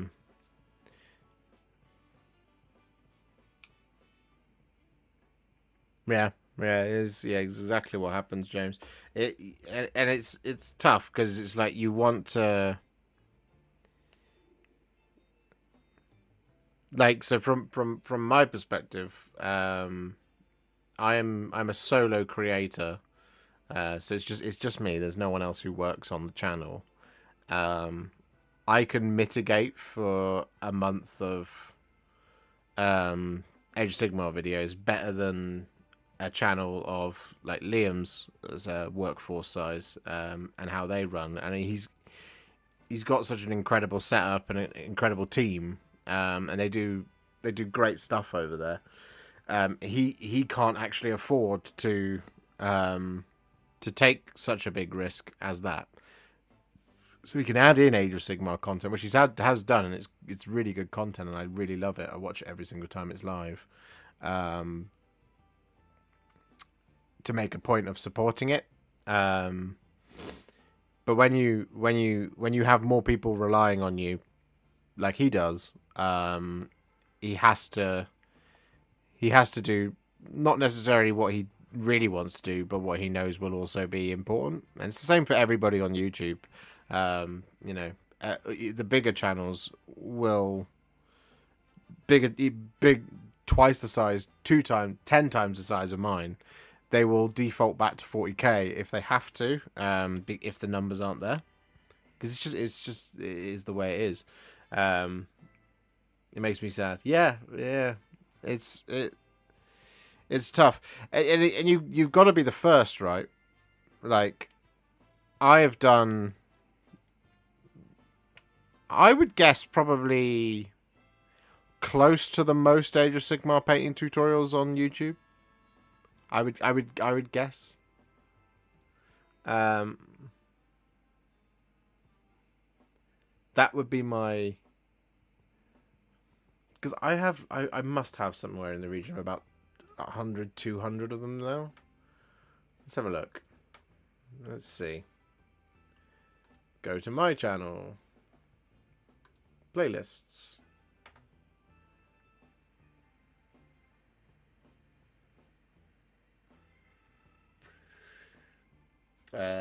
Sort by last video added.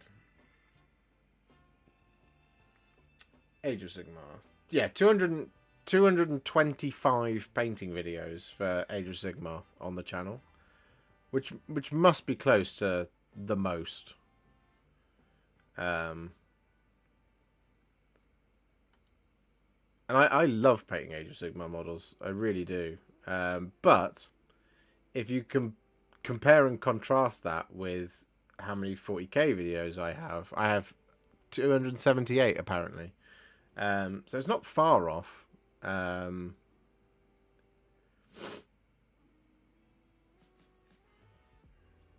My playlists aren't necessarily the best arbiter of that, because sometimes I miss models.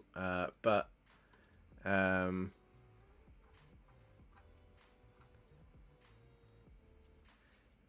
it's like, I mean, a quick squiz through the analytics, right? If I go for here, and I go for videos, and I do it by views.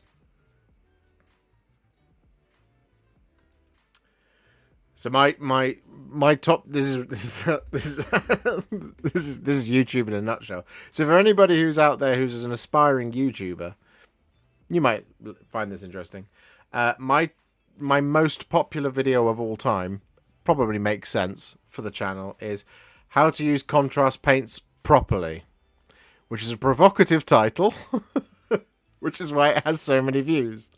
My next one down is my review of Speed Paint 2.0, Vallejo Express Color, and Citadel contrast paints all together. Is my next popular video, and that's popular because there's a lot of people who are very, very cross at me that I didn't select Army Painter Speed Paints, even though it's all subjective, really. Is what I was talking about in the video. But then outside of that, it's hobby videos, right? So my best performing how to paint video is Orc Commandos, followed by Black Templars, followed by Saurus Warriors, then Be'lakor, then Mortarion, then the new Demon Prince, then Lionel Johnson, then Angron, and then Bloodletters. 1, 2, 3, 4, 5, 6, 7, 8, 9. And then my 10th best how to paint video is how to paint the Norn Emissary. So I would argue that in the top 10, Saurus Warriors, Be'lakor, and Demon Prince are 3 of the top 10 how to paint videos. Of course, Demon Prince and Be'lakor could be 40k as well, so they benefit from that kind of cross pollination. But otherwise, Orc Commandos, Black Templars, Mortarion, Lionel Johnson, Angron, Bloodletters as well are both, but again 40k generally, and the Northern Emissary, it's all in the top 10. You have to go down to Croxagore for the next best AOS model video.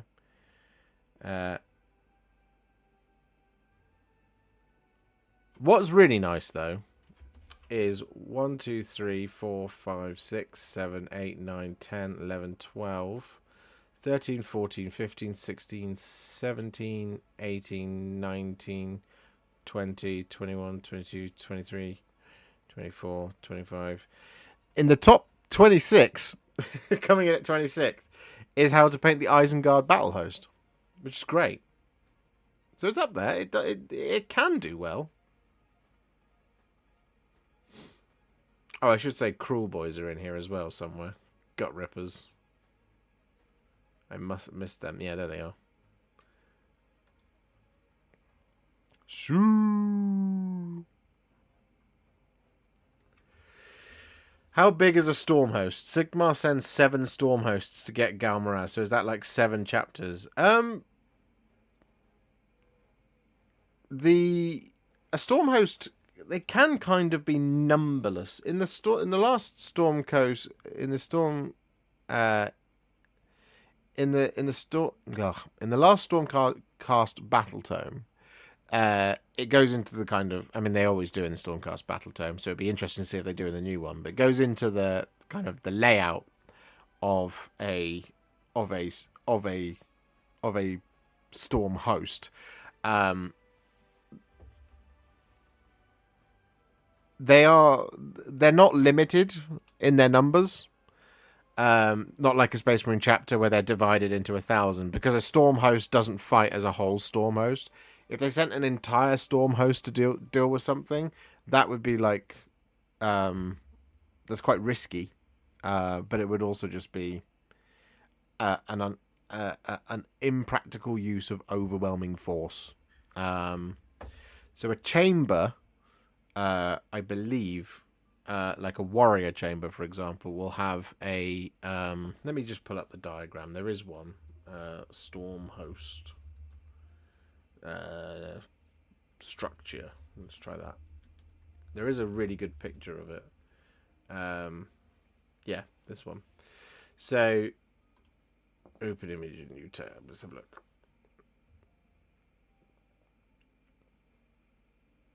So let's see, is there a warrior chamber here? It doesn't look like there is.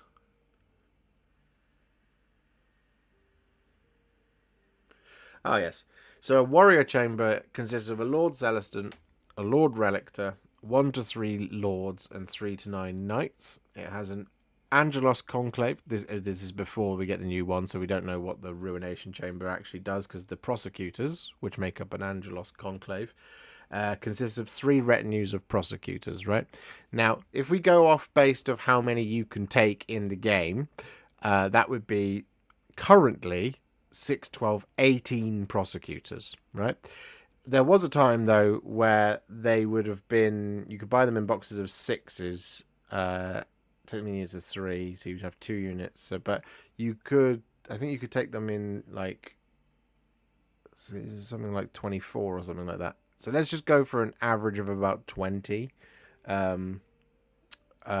Would be 20 prosecutors.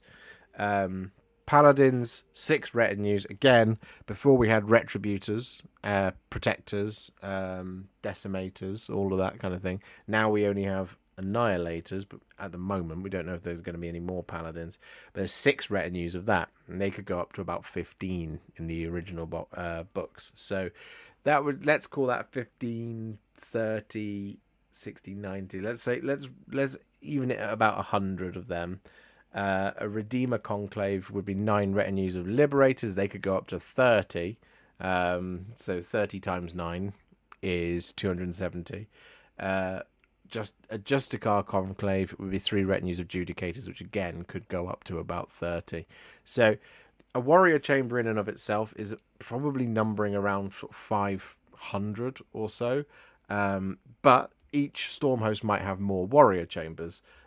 This is just an example of a warrior of a storm host where you see this picture. So you have the extremis chamber, a sacrosanct chamber, the ruination, the covenant, the Logister chamber, the Justicar conclave, which has 3 raptor revenues. This is the vanguard auxiliary chamber, which has a number of different retinues in there of hunters and stuff like that. The harbinger chamber, which has even more prosecutors, judicators, liberators.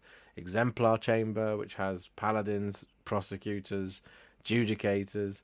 You have the command echelon, the relictor temple, the valedictor temple, the judicator temple, the heraldor temple, the lord commander himself. You have the sacrosanct chamber, although that's taking a step back. They're going back to their books. And so on and so forth. So I think a storm host could number anywhere between 500 and 10,000 stormcast.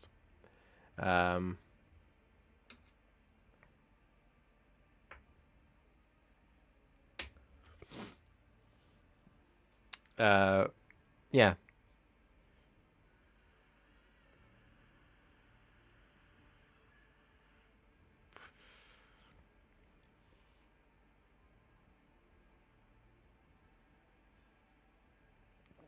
I was quite surprised how small the Ruination Chamber is. Well, yeah, I mean, that's the thing about the Ruination Chamber is those are Stormcast who are... It's part of the developing narrative, right? So the Ruination Chamber will be small to begin with, but as time goes by in the mortal realms and as the Stormcast continue to die and be reforged, the Ruination Chambers will grow in size. So there'll be some storm hosts that will have very, very small ruination chambers, and there'll be some that have very large ruination chambers. There's a fun thing with the anvils of the Heldenhammer, who are quite merciless. Nice Excelsior as well, but with something like with the anvils of the Heldenhammer, where they sacrifice entire retinues of, or at least they used to. I don't know if they still do now that the kind of flaw in the reforging process has been uncovered. They used to just sacrifice entire chambers, one to bleed the enemy strength, but also because they knew they were just going to get reforged and they would come back. They're very confident in their immortality, so they would use sacrificial battles as fact-finding missions. Basically, and you know there's a story somewhere. I think it's Astral Templars get very cross at this Ambles of the Heldenhammer group that are just like, well, if we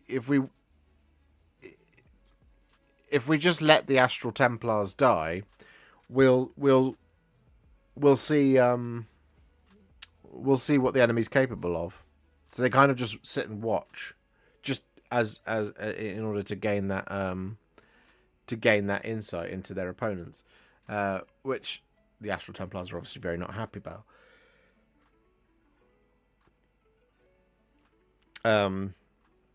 If you want to find it, like this is, I think one of the problems people say with Age of Sigmar is that there isn't enough lore out there, but that's because there isn't a website like Lexicanum. I mean, there is, but it's not as comprehensive as Lexicanum is for 40k. So there's still loads of information out there. There's loads of small stories, short stories, bits of lore, and stuff like that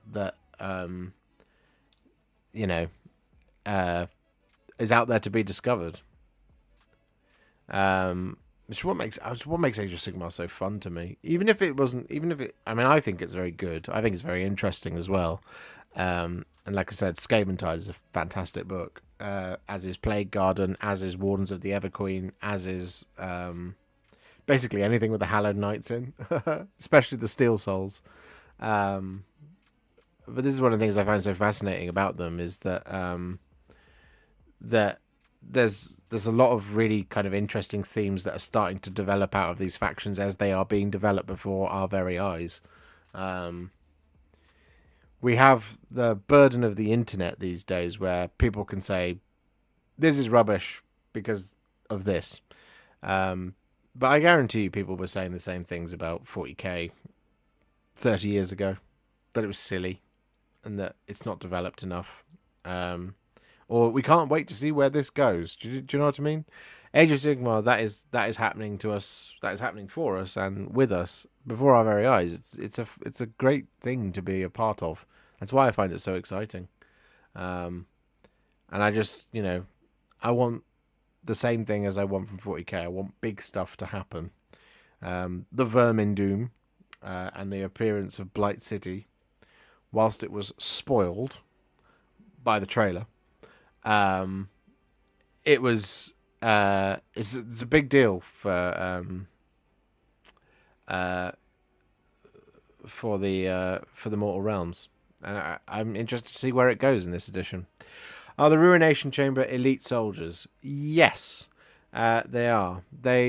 So the Ruination Chamber are, as we have now learned, the Ruination Chamber are Stormcasts that have been reforged so many times that if you read Scaventide or listen to Scaventide, you learn a little bit more about this. But they are Stormcasts that have been out there for sometimes hundreds of years, sometimes not, but they've been out there for hundreds of years, fighting and dying in Sigmar's name.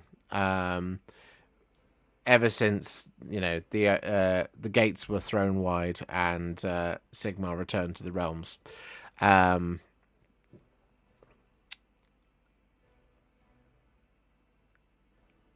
and so there is as these Stormcast are. They gain experience, they learn things, they forget things as well. So these are Stormcasts that are perhaps peerless amongst the other Stormcasts, but because they're losing parts of themselves as they die and are reforged over and over and over again, they are lesser at the same time. So they are superior warriors, but they are inferior beings, which is a really interesting dichotomy for them. I find that fascinating. I think that's very, very cool. I'm waiting for GW to say they're the elite of the elite. The best of the best of the best, sir, with honours. Do you think AOS would benefit from a huge overarching book series like the Horus Heresy does as the backdrop for 40k? Perhaps not as big. It's kind of happening now, Aidan. That's kind of what's happening as the game is growing. I don't think Age of Sigmar needs a book series about the Age of Chaos, because nobody other than the gods themselves really would be characters that would continue forward. For Horus Heresy 40k benefits from Horus Heresy because in 40k they're still referencing these great heroes of yore. So things like, and you actually have characters that are a link to that now. So Bjorn, the Fell-Handed, he was alive at the time of the Horus Heresy. Guilliman, obviously, the Lion is now returned. Many of the Chaos Space Marines, they are from the time of the Horus Heresy, so they are a link to that past. So there is that direct link. Whereas Age of Sigmar, because they're much more mortal, telling stories about people just getting annihilated by chaos, I don't think would do very much for the mortal realms. What I think Age of Sigmar could deal with is actually something like a very comprehensive companion guide.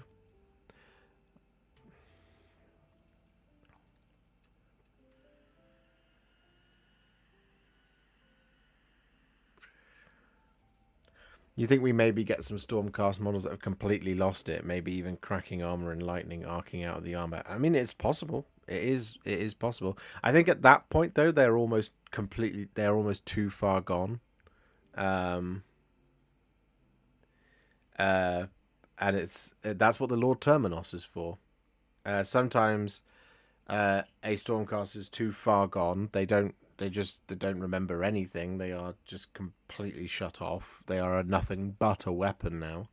And sometimes they will ask for. They can feel that it's the last one, that they don't want to keep going. And that's the Lord Terminos's duty, is to execute them, to give them Sigmar's, give them the Emperor's peace.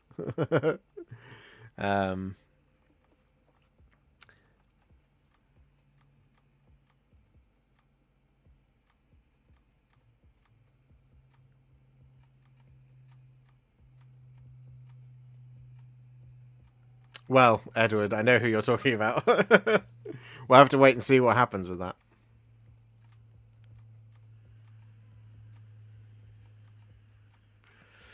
Everyone in Son of the Lion were there in the heresy. Yeah. So the Fallen was scattered at that point in time, throughout time. So there are a number of now risen, is what they're referred to, of risen Dark Angels who were also there at the time of the Horus Heresy. So there is that bridge between those two settings. AOS kind of occasionally has it. You have like Chaos Lords or whatever who were there during the Age of Chaos and are now fully kind of paid up members of the Chaos Club.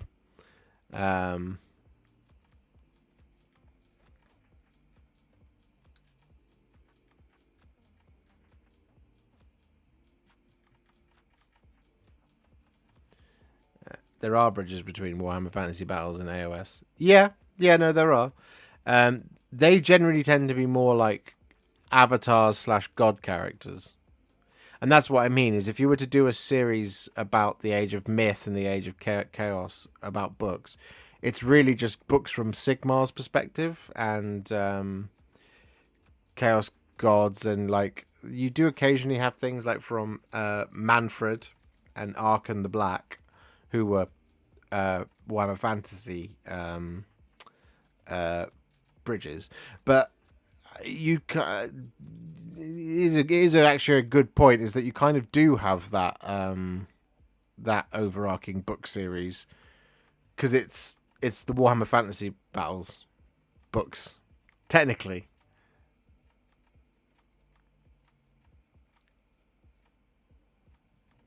There is a storm host from before the Age of Chaos, is there not? So there are souls and Stormcast who are from that time, but not 100% confirmed that is who they are. I mean, it is. If you listen to Soul Wars, the Lord Arcanum in it, Balthus Arum, is basically heavily in. It's heavily implied, in the same way that you imply that you're angry by hitting someone with a brick. That Balthus Arum, the Lord Arcanum, is Balthazar Gelt. So the thing that's interesting about that is where those souls come from, because those souls have been taken from the Gash. They must have been. They must have been taken from an underworld of some sort, because they did not survive, and they were not alive again in the mortal realms. So people like Balthazar Gelt, possibly Felix. Gotrek is convinced. I'm not sure if that's been confirmed yet.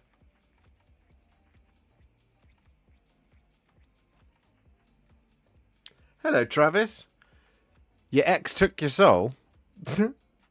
Is your ex Nagash? Or Sigmar? Malarian needs a model. I don't know if Malarian will get one.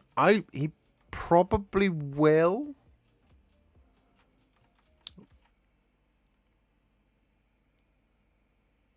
But we'll see.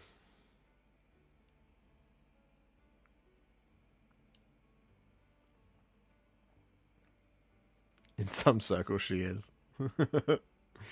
How come Malarian doesn't have a model? Because we haven't been to Ulgu yet. That's why. Not really. We haven't spent much time in Ulgu. But Malarion was featuring in Broken Realms. He turned up a couple of times, basically to tell off Marathi at the end of Broken Realms. Marathi. It's quite funny. It's like, probably wouldn't have done that. Marathi's like, whatever, I'm a god now. And he's like, yeah, but not really.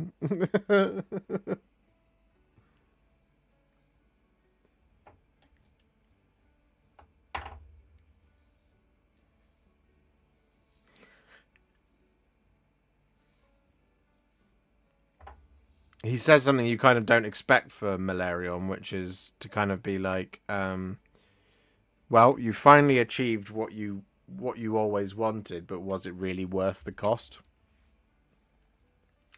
Because later on, there's a council that's held by the forces of order, basically by Sigmar's lot, where the Celestant Prime is so outraged by what Marathi did to Anvilgard that Celestant Prime's like, I think all of us should get together, head over to Anvilgard, and murder her. And everyone's like, that sounds like a great idea. Let's go and kill Marathi. And it's Grungni, actually, who turns up and says, I don't think that's a great idea. And council's calm.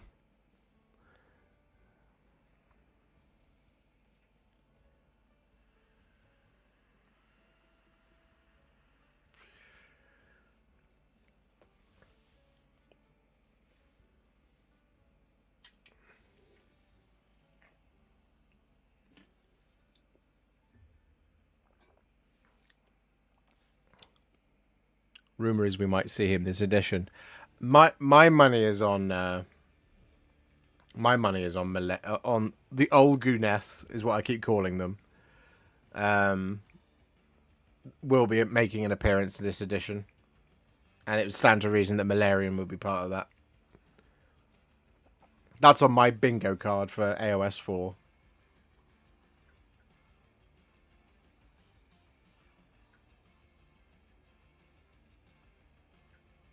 Man, we need to have a Warhipster Tells a Tale podcast. Lore AOS could listen to this for ages. I'd have to read up before I would be confident enough.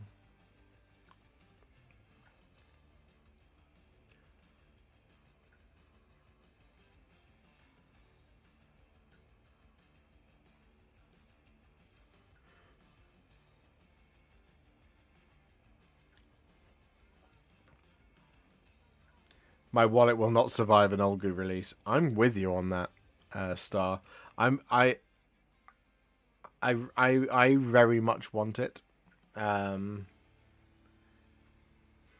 I like the Daughters of Cain, but I want basically the Druki.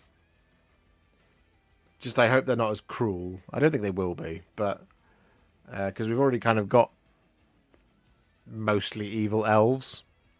We've got some good elves. I'd like some like neutral elves. I mean, the Lumineth are hardly great, but they pretend that they're very nice. I thought Slanesh was free already. No, Slanesh is not ready.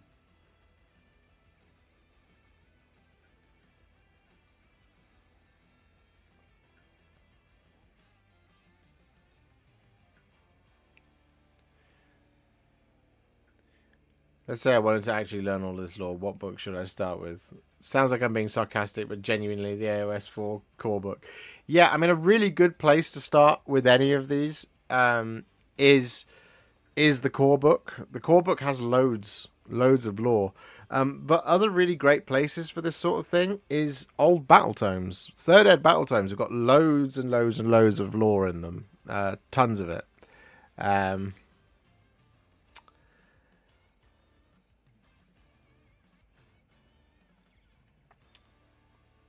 I thought Slanesh was free already. No, so Slanesh is still held in Ulgish, which is that sub-realm between Ulgu and Hish.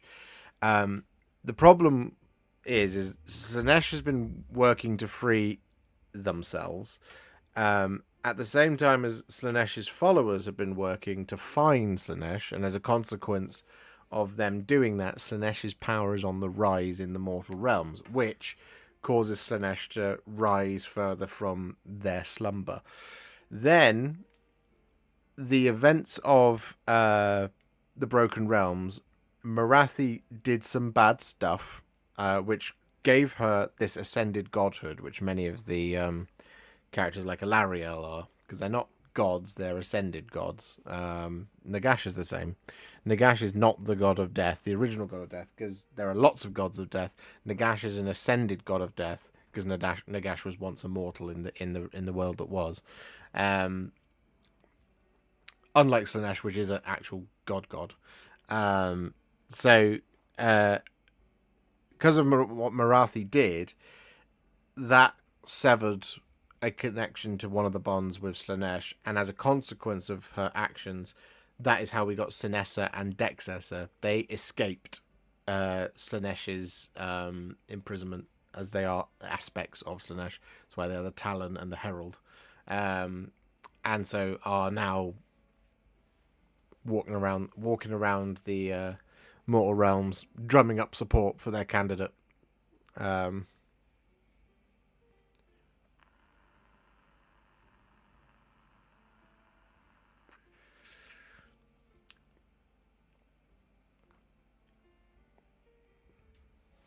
Maybe enough to finally break out. Well, I don't know. They've Skaven are very much in the ascendancy at the moment. The Pantheon of four, as you would traditionally talk about it in 40k, is the ones that we know: Khorne, Slaanesh, Nurgle, and Tzeentch. But in Age of Sigmar, for a long time, it has been the Great Horned Rat, because there's a story somewhere, I can't remember, that talks about there does need to be balanced within the four, and Slaanesh has been absent, so the Great Horned Rat was elevated to the Pantheon status. So the Great Horned Rat plays in the Great Game, basically. If I can say there is a YouTube guy for AOS lore, absolutely you can. 2+ Tough, he's very good. He does a lot of AOS lore.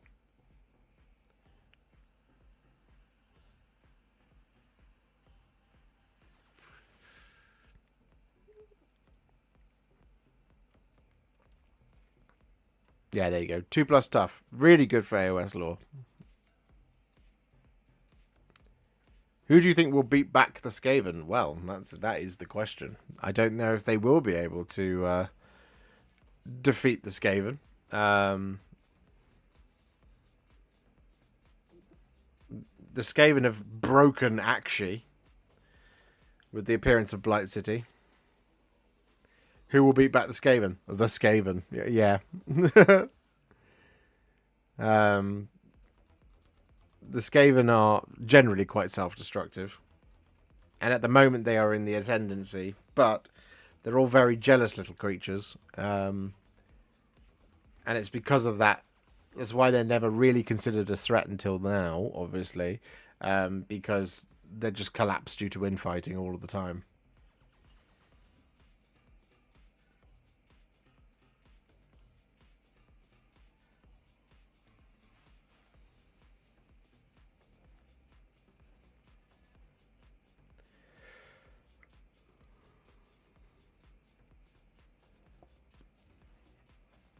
But we shall have to see. We shall have to wait and see what happens. I'm going to try to be really on it with the AOS lore this edition. Let's see if I can get to 100,000 subscribers doing lore videos for AOS. Probably not. Just got to do 40k lore videos. That's how you do it. You just do a video saying, "Is the Emperor returning?" That's how you get like 20,000 subs.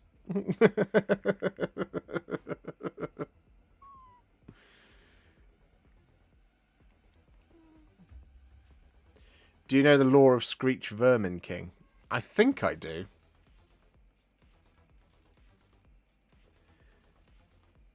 Maybe we'll get an old Skaven character to throw a wrench in the Skaven ascendancy. Well, I would guess that because at the moment Vizic Scour appears to have created some form of unity between some of the clans, right? At least that's what they've told us. And Vizic Scour is currently, I think, the mastermind behind all of it. I would guess that Screech won't be very happy about that. Thanquol as well. Let's not forget Thanquol. Thanquol doesn't like anybody having any form of success whatsoever other than Thanquol. So there will be covens and plots within the Skaven hierarchy that are already working to undermine Vizic Scour and all the success that they've had. All dwarves all the time, 100k easy. Yes, yeah. We'll just do some endless dwarf videos.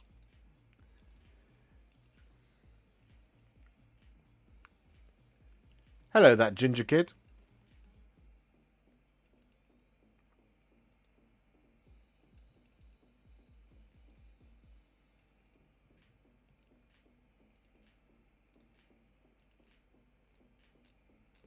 Yeah, we are at the beginning of what could potentially be a great time in the story of Age of Sigmar. It's exciting, and I think to kind of go back to that question about does there need to be an overarching book series. I would like there to be a more structured book series. I think what they're very good at doing is creating these lots of mini series in amongst the Age of Sigmar Black Library offering. But I would like a sequel to Scaventide that directly continues on from Scaventide, that tells us what's going on. That would be nice, because they generally don't tend to do that. Like Soul Wars didn't have a sequel. Dominion didn't have a sequel. It's not like 40k, for example, where you had and they stopped doing it after the 8th edition, but it did have the 3 Dark Imperium books, which was good. Which is a good set of books. It's just enough. It's like this is the main story. This is the place to focus, and everything else is window dressing. Like good window dressing. It's nice, but there needs to be, rather than like we're going to launch the edition and then there's a campaign book at the end. You see what I mean? I think that would be good. That would be really nice to see. Anyway, guys, unless anybody has any final thoughts, it is time for us to end because it is 7:45. So it's time for dinner and cat bothering. I've got to go and find some kitties to annoy.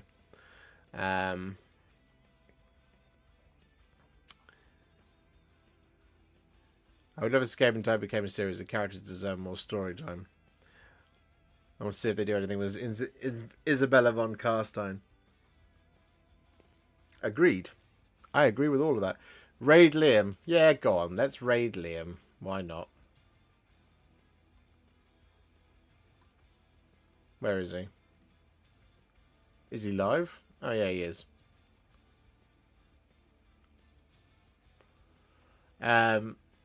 So I'm going to run off now. Say hi to Liam for me. He's doing something. He's bothering some Eldar models.